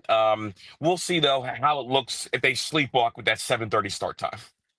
Chris, does the bye week allow them to sort of sort out the backfield race, I guess, if you would call it like that? Like you said, Bo Jackson flashed last week for sure. And I think there's people in and around our area in that program that maybe say, that's your guy, that's your feature back, just commit to that. Or is this something, like you said, where you're going to get a chance for Peoples to show what he could do today and say, well, we're going to take a week to think about who's going to get the bulk of the carries heading into Washington? Okay. So I talked to a couple people inside the program, and what keeps getting floated to me, guys, is that Bo Jackson is probably the most talented and best natural runner, and they like his upside more than anybody else. Right now, he's got good vision, good feel for things, and what we saw against Grambling is what he's been doing in practice. The issue or the concern there is there's not as much trust from a freshman ball carrier, because ball security means everything. And in high school, you deal with less of the guys targeting the football, trying to punch it out. So I think there was a moment last week where Ryan Day was coaching Bo Jackson very, very hard, up 63-0 because of a ball security thing. They want to play Bo Jackson. They just don't want. They just need to trust him fully before they hand him the keys. That's what we're dealing with right now. We're not dealing with the lack of talent. We're not dealing with we think James Peoples and C.J. Donaldson maybe run the ball a little better. We are dealing with, we don't know if we can trust him to carry the ball every trip, but we do and will acknowledge that him and Isaiah West are both monsters, and at some point going to be a really special backfield. All right, so certainly looking forward to seeing how this Buckeye game turns out tonight. Like you said, Chris, I'm with you. I don't think it falls into that, trap game. Obviously, Ohio has the chance to prove us all wrong on that front, but we'll find out tonight at 7:30. A couple other college football questions here quickly for you, Chris, because I do want to talk some big league ball with you, but before we let you go, you see him on my sweatshirt, right? My Akron Zips, the Fighting Joe Moorheads, man. Can we get some points on the board this week? What will it take, my man? What will it take for my Zips to go down to Birmingham? I don't even need the win, right? I just need some points on that gosh darn scoreboard. Man, Vegas thinks so, because I check the Vegas point total every single week, admittedly. And the point total, believe it or not, Rocco, is actually over 20 for Akron. So Vegas thinks they're going to score. I would welcome 20. If I get 20, I'm hanging the banner in my room. So I think they score this week, and a Taylor's coming over to come measure my ceiling to see where I can hang this Akron scored 20 points banner. Man, yeah, it's been ugly through Yeah, the to say first the 2 least. weeks for my Zips. It was a tough one down there in Nebraska for them. So I guess just one final one on the college football landscape, and not I mean this is kind of a on the spot, maybe overwhelming question. Storylines to really keep an eye on, or just like one or two big ones at this juncture of the season. I know you're Nationally, always oh, I I mean got him. whatever you got. Rocco, what do you I know mean? you do. Potentially a playoff eliminators going on this week. Notre Dame, who is 0-1 and doesn't have the blanket of being a conference champion because they're not in a conference, they're taking on A&M, and Marcel Reed is 100% healthy. That's the Texas A&M quarterback. This game has to at least feel like a playoff game for Notre Dame, because if Notre Dame drops the first two, all of a sudden they no longer control their own destiny because they don't have that conference title. And then additionally, you have USF and Alex Golish, the Ohio State grad, was under, the Tressel group. He's trying to pull off back-to-back ranked wins all in the state of Florida. They upset Florida last week, and then this week they got Miami. So I'm keeping a close eye on that because I do believe that Alex Golish is going to be the next kind of a young, hot name coach out there. And then the one, Tennessee versus Georgia. Tennessee, obviously, new quarterback. Joey Aguilar's been fantastic. They are facing Georgia, and they have not beaten Georgia since 2016 on a Hail Marys. Last time Tennessee beat Georgia. So those are the big games to look at this week. And obviously, for me at least, the one that carries the most weight over the next several weeks is the Notre Dame versus A&M game. Yeah, certainly that one will be interesting. And Miami, certainly they're on lookout as well, right? So, yeah, some really good college football action here still in the early stages of the season. All right, promised you we'd talk some Major League Baseball before we let you go, and we can do just that because the Guardians, man, they've given us about 55 reasons to just give up on them this summer. But lo and behold, here they are halfway through September and still playing meaningful, playoff contention baseball. So, is this one of those where, I mean, obviously, we don't know till we know, but it feels like maybe because you're reliant upon teams in front of you to lose, that it might be too little too late for the Guardians. You really have to play near perfect baseball the rest of this month. We've seen it again. I joked with you earlier about 2013, right? Giambi, that walk-off against the White Sox that sort of, springboarded that Guardian September playoff push. But, man, it's just been an interesting summer for them, and one that I think we all hope doesn't fall short, but it very well could, and they wouldn't really have anyone to blame but themselves on that front, I don't think. Yeah, one of the weird things that's happening storyline wise is that like the Reds and the Guardians are both right outside of that wild card spot, and the teams in front of them are playing each other currently. So you've got the Mets Rangers right now, and obviously if you're a Guardians fan, you're rooting for the Mets to take care of the Rangers, and then vice versa if you're a Reds fan. So it's like the double like 7-dimensional chess of the Ohio Cup going on. But right now, what's working for the Guardians is they are getting starter length. I mean, we've seen obviously Parker Messick has offered a good amount of length, and that takes a little bit of tax off your bullpen. We saw Slade Jaconi going to the eighth with a no-hitter. And then last night, Tanner Bybee with the complete game shutout with only 2 hits. We're seeing starter length, and that's something that they need desperately to try to get those bullpen arms a little bit fresher and less taxed as you get closer and closer to the postseason. If the starters can give you length for the next week, you might look up and see yourself a half game back, and then it's game on. So there are, they sputtered for too many weeks in the middle of the season, but right now it does feel like things are going their way. The big issue is going to be those teams ahead of them. And Chris, just to go with you're talking about with the starter length, pretty unconventional right now. They're going with a 6-man rotation, and it's really, I think, helping that bullpen out that doesn't have an Emmanuel Clase to go to right now, and it's buying those guys some time. Is that something where that's lightning in a bottle for them, or does that come back to maybe give you, maybe not the hot hand that you want with only, a handful of games left? The pendulum's swinging the other way. When you go to that 6-man rotation, you're okay with each one of your pitchers throwing 10 to 15 more pitches, and that can save a bullpen arm that someone doesn't have to see twice in a row. So it's a high risk kind of thing, because if a guy blows up, then all of a sudden your ace is a little bit further away than he usually would be. That's the issue.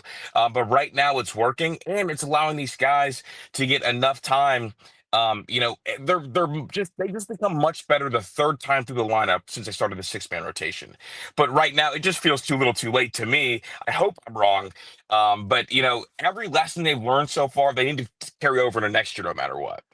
And we'll let you go with this, Chris, but I think what's interesting with the Guardians and other teams in playoff contention right now, and I guess I don't really know the true, prospect and farm system status of every other big league club, but you look at the Guardians and people clamoring all summer, especially during the losing streak, right? Play the kids, get the kids from Columbus up there, get the vets out and get the kids in.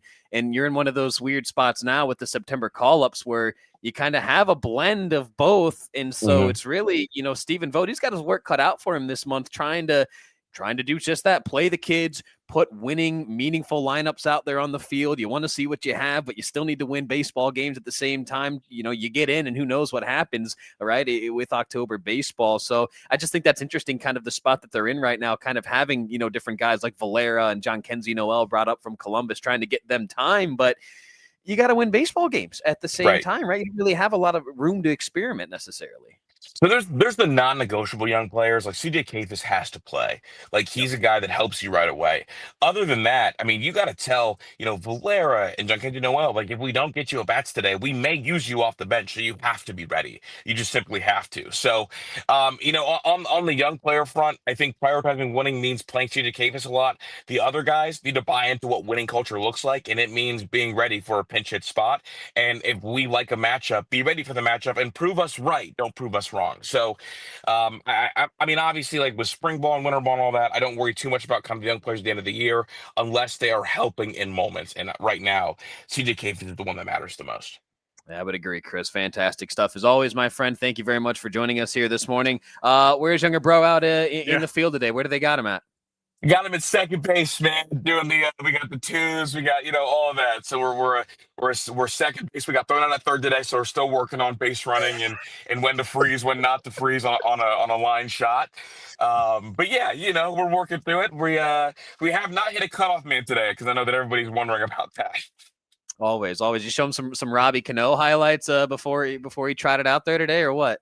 That's maybe where my blunder was. No Robbie Cano today, but we'll be back. We'll be back with Robbie Cano tomorrow. All right. Well, we'll check in on the Little League updates as the year goes on. But Chris Drew, as always, appreciate the time I'm in. You can find him. Just Google Chris Drew with a K. You'll find him. So Chris, thanks again. Enjoy the rest of the weekend, my friend. Appreciate you guys. Have a good day. There he is. Thanks, Chris Drew joining us. He does the Menace to Sports podcast with former Ohio State assistant coach Zach Smith. He's on a number of other YouTube channels and shows as well. So KRIS, Chris Drew, the man to find. So I see Ron Yance is locked, loaded, ready to go. He's got that hair combed, I assume, after he texted me the need to do that. So Ron, hang tight if you can for about 90 seconds here. We'll get one more sponsor thank you in for the show, and you'll round us out this morning, my friend. It's Rocco, Nuosci, Jared Kozar, and soon Ron Yance here with you on the Nick Abraham Saturday Sports Wrap-Up Show. We're live on the WEOL Facebook, the Chronicle Telegram Facebook, the Chronicle Telegram YouTube channel, and Jared, where else? Online at WEOL.com. At Nick Abraham Elyria Ford this month, you choose. Right now, get the Escape, Mach-E, Mustang, or Bronco Sport for only $399 a month with 0 down, or the Bronco, Explorer, or F-150 for just $499 a month. At Nick Abraham Elyria Ford, we make it that easy. High school football in Lorain County is all about tradition, pride, and community, and that's what Stewart's Appliance is built on. For generations, Stewart's has been the family-owned appliance store you can count on for quality products and personal service. From refrigerators to washers, ovens to dishwashers, Stewart's has what you need to keep your home running. Proud to support Lorain County and proud to support high school sports. Stewart's Appliance, where community comes first. Hi, Tim Elkhorn, Cavs radio voice. Recently, we had some trees removed. So again, singing the praises of EcoTree Services. In a few hours, EcoTree had removed the unsightly trees, cleaned the debris, and opened the area for a new fence. I can't say enough good things about the people at EcoTree. I've used them several times, always thrilled with their work. If you have trees that require pruning or need to be removed, contact EcoTree, a local business that deserves your business. They've earned mine. Go to ecotreeservices.com. At Nick Abraham Elyria Ford this month, you choose. Right now, get the Escape, Mach-E, Mustang, or Bronco Sport for only $399 a month with 0 down, or the Bronco, Explorer, or F-150 for just $499 a month. At Nick Abraham Elyria Ford, we make it that easy. Rocco, Jared Kozar here with you. One final segment of this morning's Nick Abraham Saturday Sports Wrap-Up Show. And we'll bring him in, Mr. Ron Yantz himself, the voice of our Stream 2 matchup last night on WEOL.com. Ron, you were over at North Ridgeville for Rangers and Eagles. North Ridgeville, they were in it early and not so much the case later on in that ball game as Mike Elder and his crew, man, they just keep the train rolling over there at Avon. It was an Eagles victory, 55-7 was the final score last night. You were there alongside our colleague Craig Couch to take that one in. And again, Ridgeville, they were in it early. Avon created the separation that we kind of, figured might happen as that game progressed. Just some thoughts from you, I guess, Ron, after that one last night, if you will. Well, first of all, Rocco and Jared, good morning to you. A good Saturday morning. You guys look great. I see Jared's in his Ohio State stuff, and always. Rocco, you're in your Akron stuff. Who do the Zips play today, Rocco? UAB, we're down in Birmingham trying to get our first points of the 2025 season still. So forget the win. I just need some points on the scoreboard for my Zipperoos. And Jared, today's a conflict game for me. Why not? I'm an Ohio University graduate. And 3 of my children are Ohio State graduates along with my wife. So house divided. Yeah, house divided. You're outnumbered drastically. I don't think I have a chance. No. So last night's game, Rocco, you mentioned that it was close for a while. It was. With 1:17 left in the first quarter, it was 7-7. Ridgeville had just scored to tie. Avon took the opening drive, and it was a small drive. It was 39 yards, and they scored in 2 plays and took a 7-0 lead with just like a minute off the clock. And then Ridgeville tied it with 1:17 left in that first quarter. Then over the next less than 2 minutes, that score went from 7-7 to 28-7. Ooh. Avon had a big play on a little dump pass that went. Ferdonic took it, and Jordanic took it, rather. Finn Jordanic took it and went 71 yards with it. They got a pick 6, 24-yard touchdown return with a linebacker interception. In the blink of an eye, literally, that game went from 7-7 to 28-7, and that was it. You have seen, both of you guys, Avon this year. You did the Avon-Glenville game, and I think, Jared, you've seen them twice. I think you saw them early on with St. Ignatius. So they look really good. Not that that's a surprise. They're inexperienced, but they're not young, is how Coach Elder puts it, meaning every year, those seniors finally get their chance that have been waiting behind other seniors. And Blake Elder is the great example this year. Here's a quarterback who was behind Nolan Good for the last 2 years. And you'll remember Blake's sophomore season, Good got hurt in that Olmsted Falls playoff game. Jared, you might have been doing that game. And Blake had to come in, play that game. He had to come in and play the Medina Highlands regional championship game. He had to start the Akron-Holben State semifinal game, a game that you and I did at Byers Field in Parma. So, he's played quarterback before, but this is his team this year. And he was sensational last night. My partner, Craig Couch, made the comment once, and he was right. It almost looks simple or easy for Blake sitting back in that pocket. He throws a beautiful ball. Sammy Ullery was a big-time receiver for him last night. North Ridgeville had taken away Grant Barr, Avon's arguably best receiver this year, taking over for Matt Maxey. And that Avon offense last night took a North Ridgeville defense who, if you ask Coach Morgan, that's the strength of his team this year. That's where all of his experience is back, specifically in the defensive backfield. And that Avon offense just picked it apart. Yeah, and Ron, you talked about a number of different things there, but looking at, and you mentioned Finn Jordanic had the 71-yard touchdown catch and run for Avon last night. We talked to Coach Elder after that Glenville game that Jared and I were on hand for, and we talked about Finn specifically because, and Mike Elder talked about it after that game. You're right. I mean, teams like North Ridgeville with a good defense, they're going to take away Grant Barr, right? They know that he's their top guy. They're going to show him that bracket coverage, right? Not really give him a whole lot of room to operate. So it's up to other guys like Jordanic to step up and make plays. And I think that's kind of the beauty of the success of this Avon program, right? We know the big names, quote unquote, right, that make the front page of the CT and that get talked about ad nauseum. We know what they're capable of, but can the other guys step up and make big contributions? And I think so far for Avon, the answer to that is yes. A resounding yes. Mike Elder in my prep this week for calling last night's game said, Ron, we got 7 guys that we can throw to. And in that 7 is Jacob Weatherspoon. And as the season progresses, now Weatherspoon's, nursing a hand injury right now. So they're not practicing him at wide receiver. They're not playing him in games at wide receiver because Coach Elder had said, I don't want constant, activity on his hand, meaning, the ball always hitting it in practice as a receiver or in a game. But wait till they put him in at wide receiver when he gets healthy, in week 5 or 6 of the regular season. They are deep at wide receiver. Let's just put it that way. And, they got 3 running backs, as they did last year. Tyler Kaufman graduated, but you got Cam Wendell back. You've got Keontae Smith back. And then you've got Michael Colburn, who's a junior. He's the junior in waiting, who's starting to get, some carries. So they're very difficult to defend. That's for sure. For sure.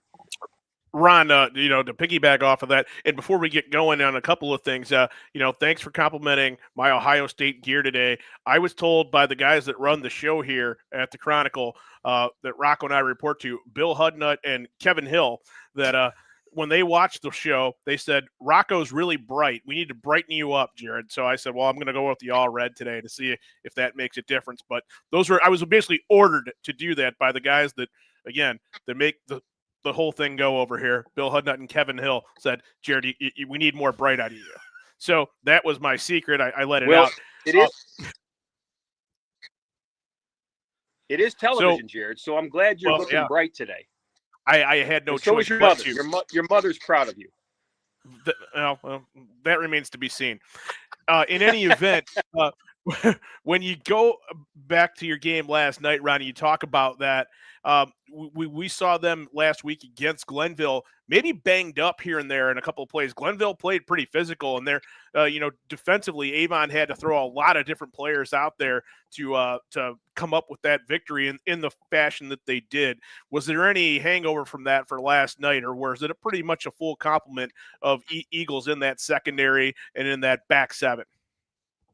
So, Jared, news out of Avon, Alex Rivera, their very talented cornerback, tore his ACL in that Glenville game. And he is not expected to play.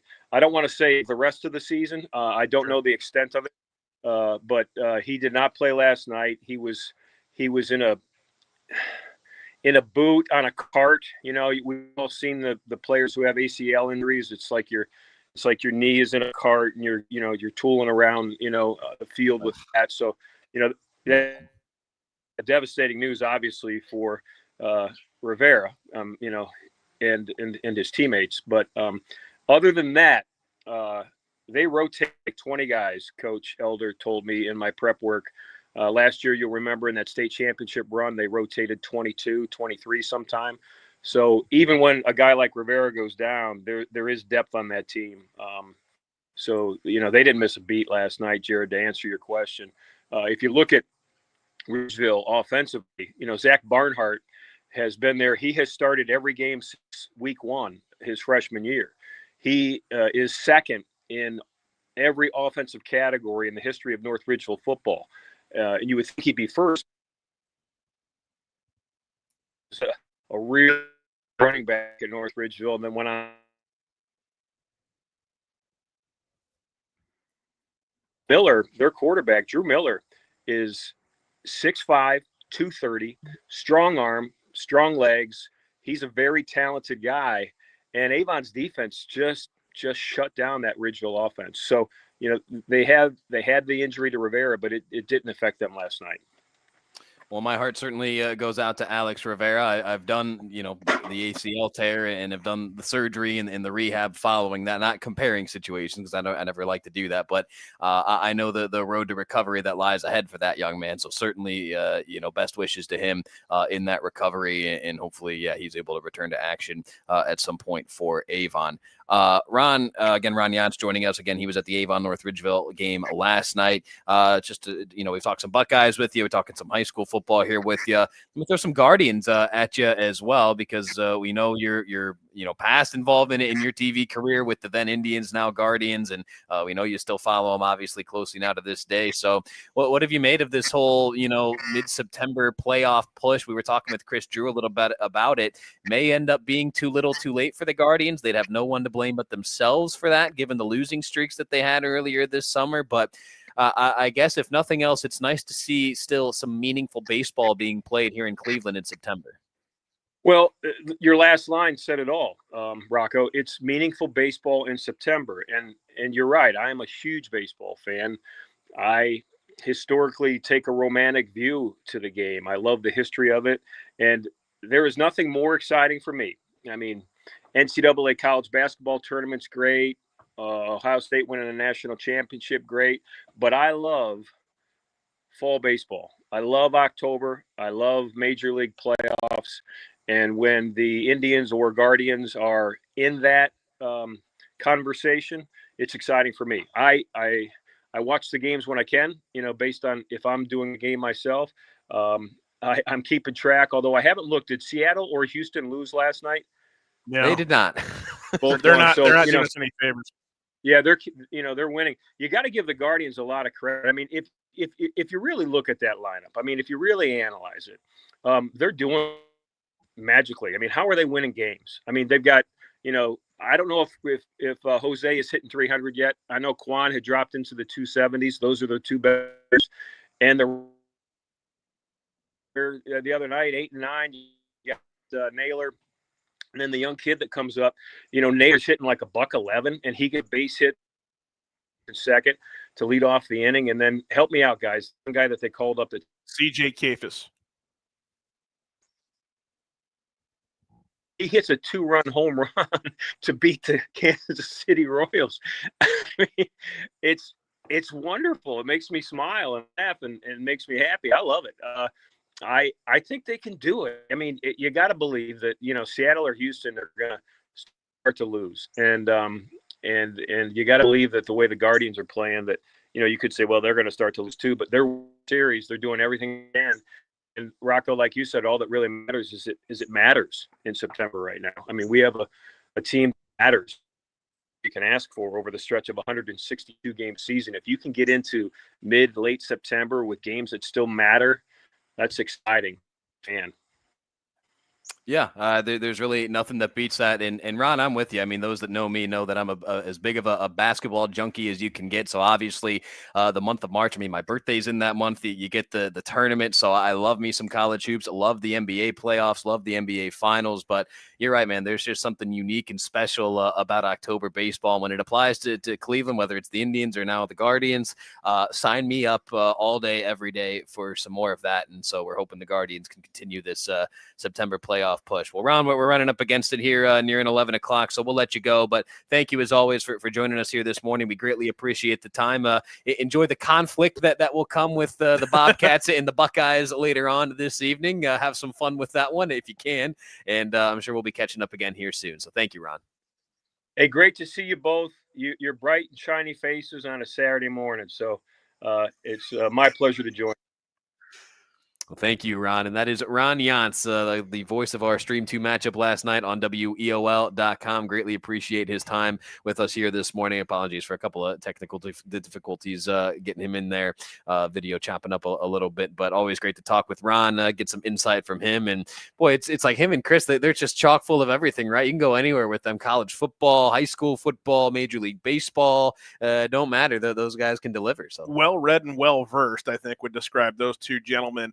And they're always on the move. They're always busy. They've got something, but yet they find the time to squeeze in and chat with us. Ron, I think on this show later on this month, we're going to catch up with Ron. He'll be having some hosting duties. So whoever is listening, looking forward to that, watching, taking it in, you're going to be able to, I'm sure he'll have some treats for you because he always has a guest that comes out of nowhere or somebody else that's just that he can get that nobody else can. And that's what I really appreciate about working with Ron. Well, I'll tell you what, last spring when we were doing the wrap-up show, it was me and him getting ready to host. I texted him on Wednesday, maybe even Thursday later on in the week, right? I'm saying, hey, thoughts on any guests this week? And he said, Rocco, don't even worry. I got the superstars lined up. I got Mark Price. I got Carlos Baerga. Right. And I said, Ron, Out of your way I go. It is your ship, man. Your ship. You fly it wherever we need to go, and I will blindly follow. So big shout out to Ron Jansen, also Chris Drew, along with Chad Meyer for joining us here in the 10 o'clock hour. And a big thanks to our 9 o'clock hour guest as well, Chase Ferris from Elyria Catholic.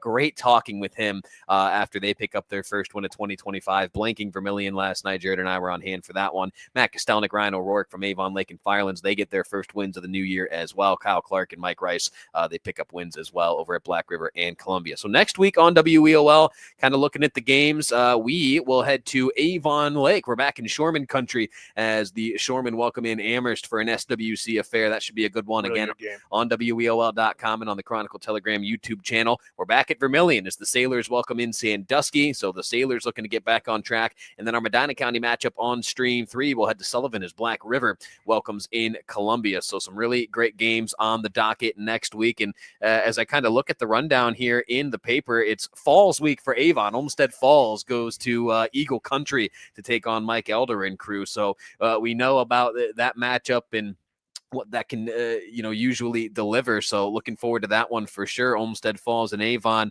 And then looking at the Lorain County League, Clearview and Wellington. I know they're both going to be looking to pick up wins next week as they face off. Brookside still looking for their first win as they take on Keystone. And then Firelands will be at Oberlin. Elsewhere in the SWC, you got Elyria at North Ridgeville, and then Midview at Berea Mid Park. How does Midview respond now after a 3-0 start? Humbled a little bit last night against Avon Lake, but again, no time to feel sorry for yourself in the SWC. They're on the road against the Berea Mid Park team that just knocked off Amherst last night. And I think that Coach Armstrong and company are going to look at it that way and say, you know what, it was a 7-7 game and essentially a blocked punt recovered for a touchdown started an avalanche.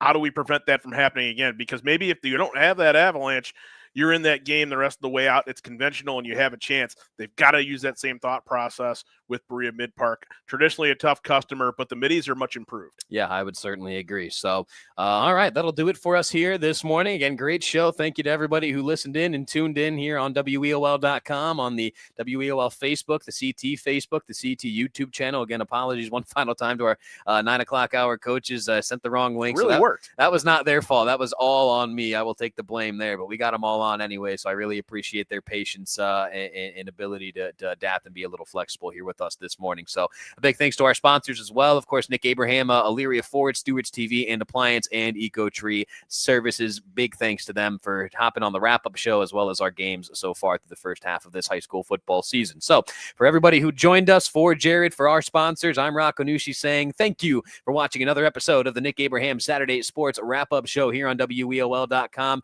and on the Chronicle Telegram YouTube channel. Have a great rest of your weekend, everybody. Enjoy the college and NFL action, and we'll talk to you guys next week.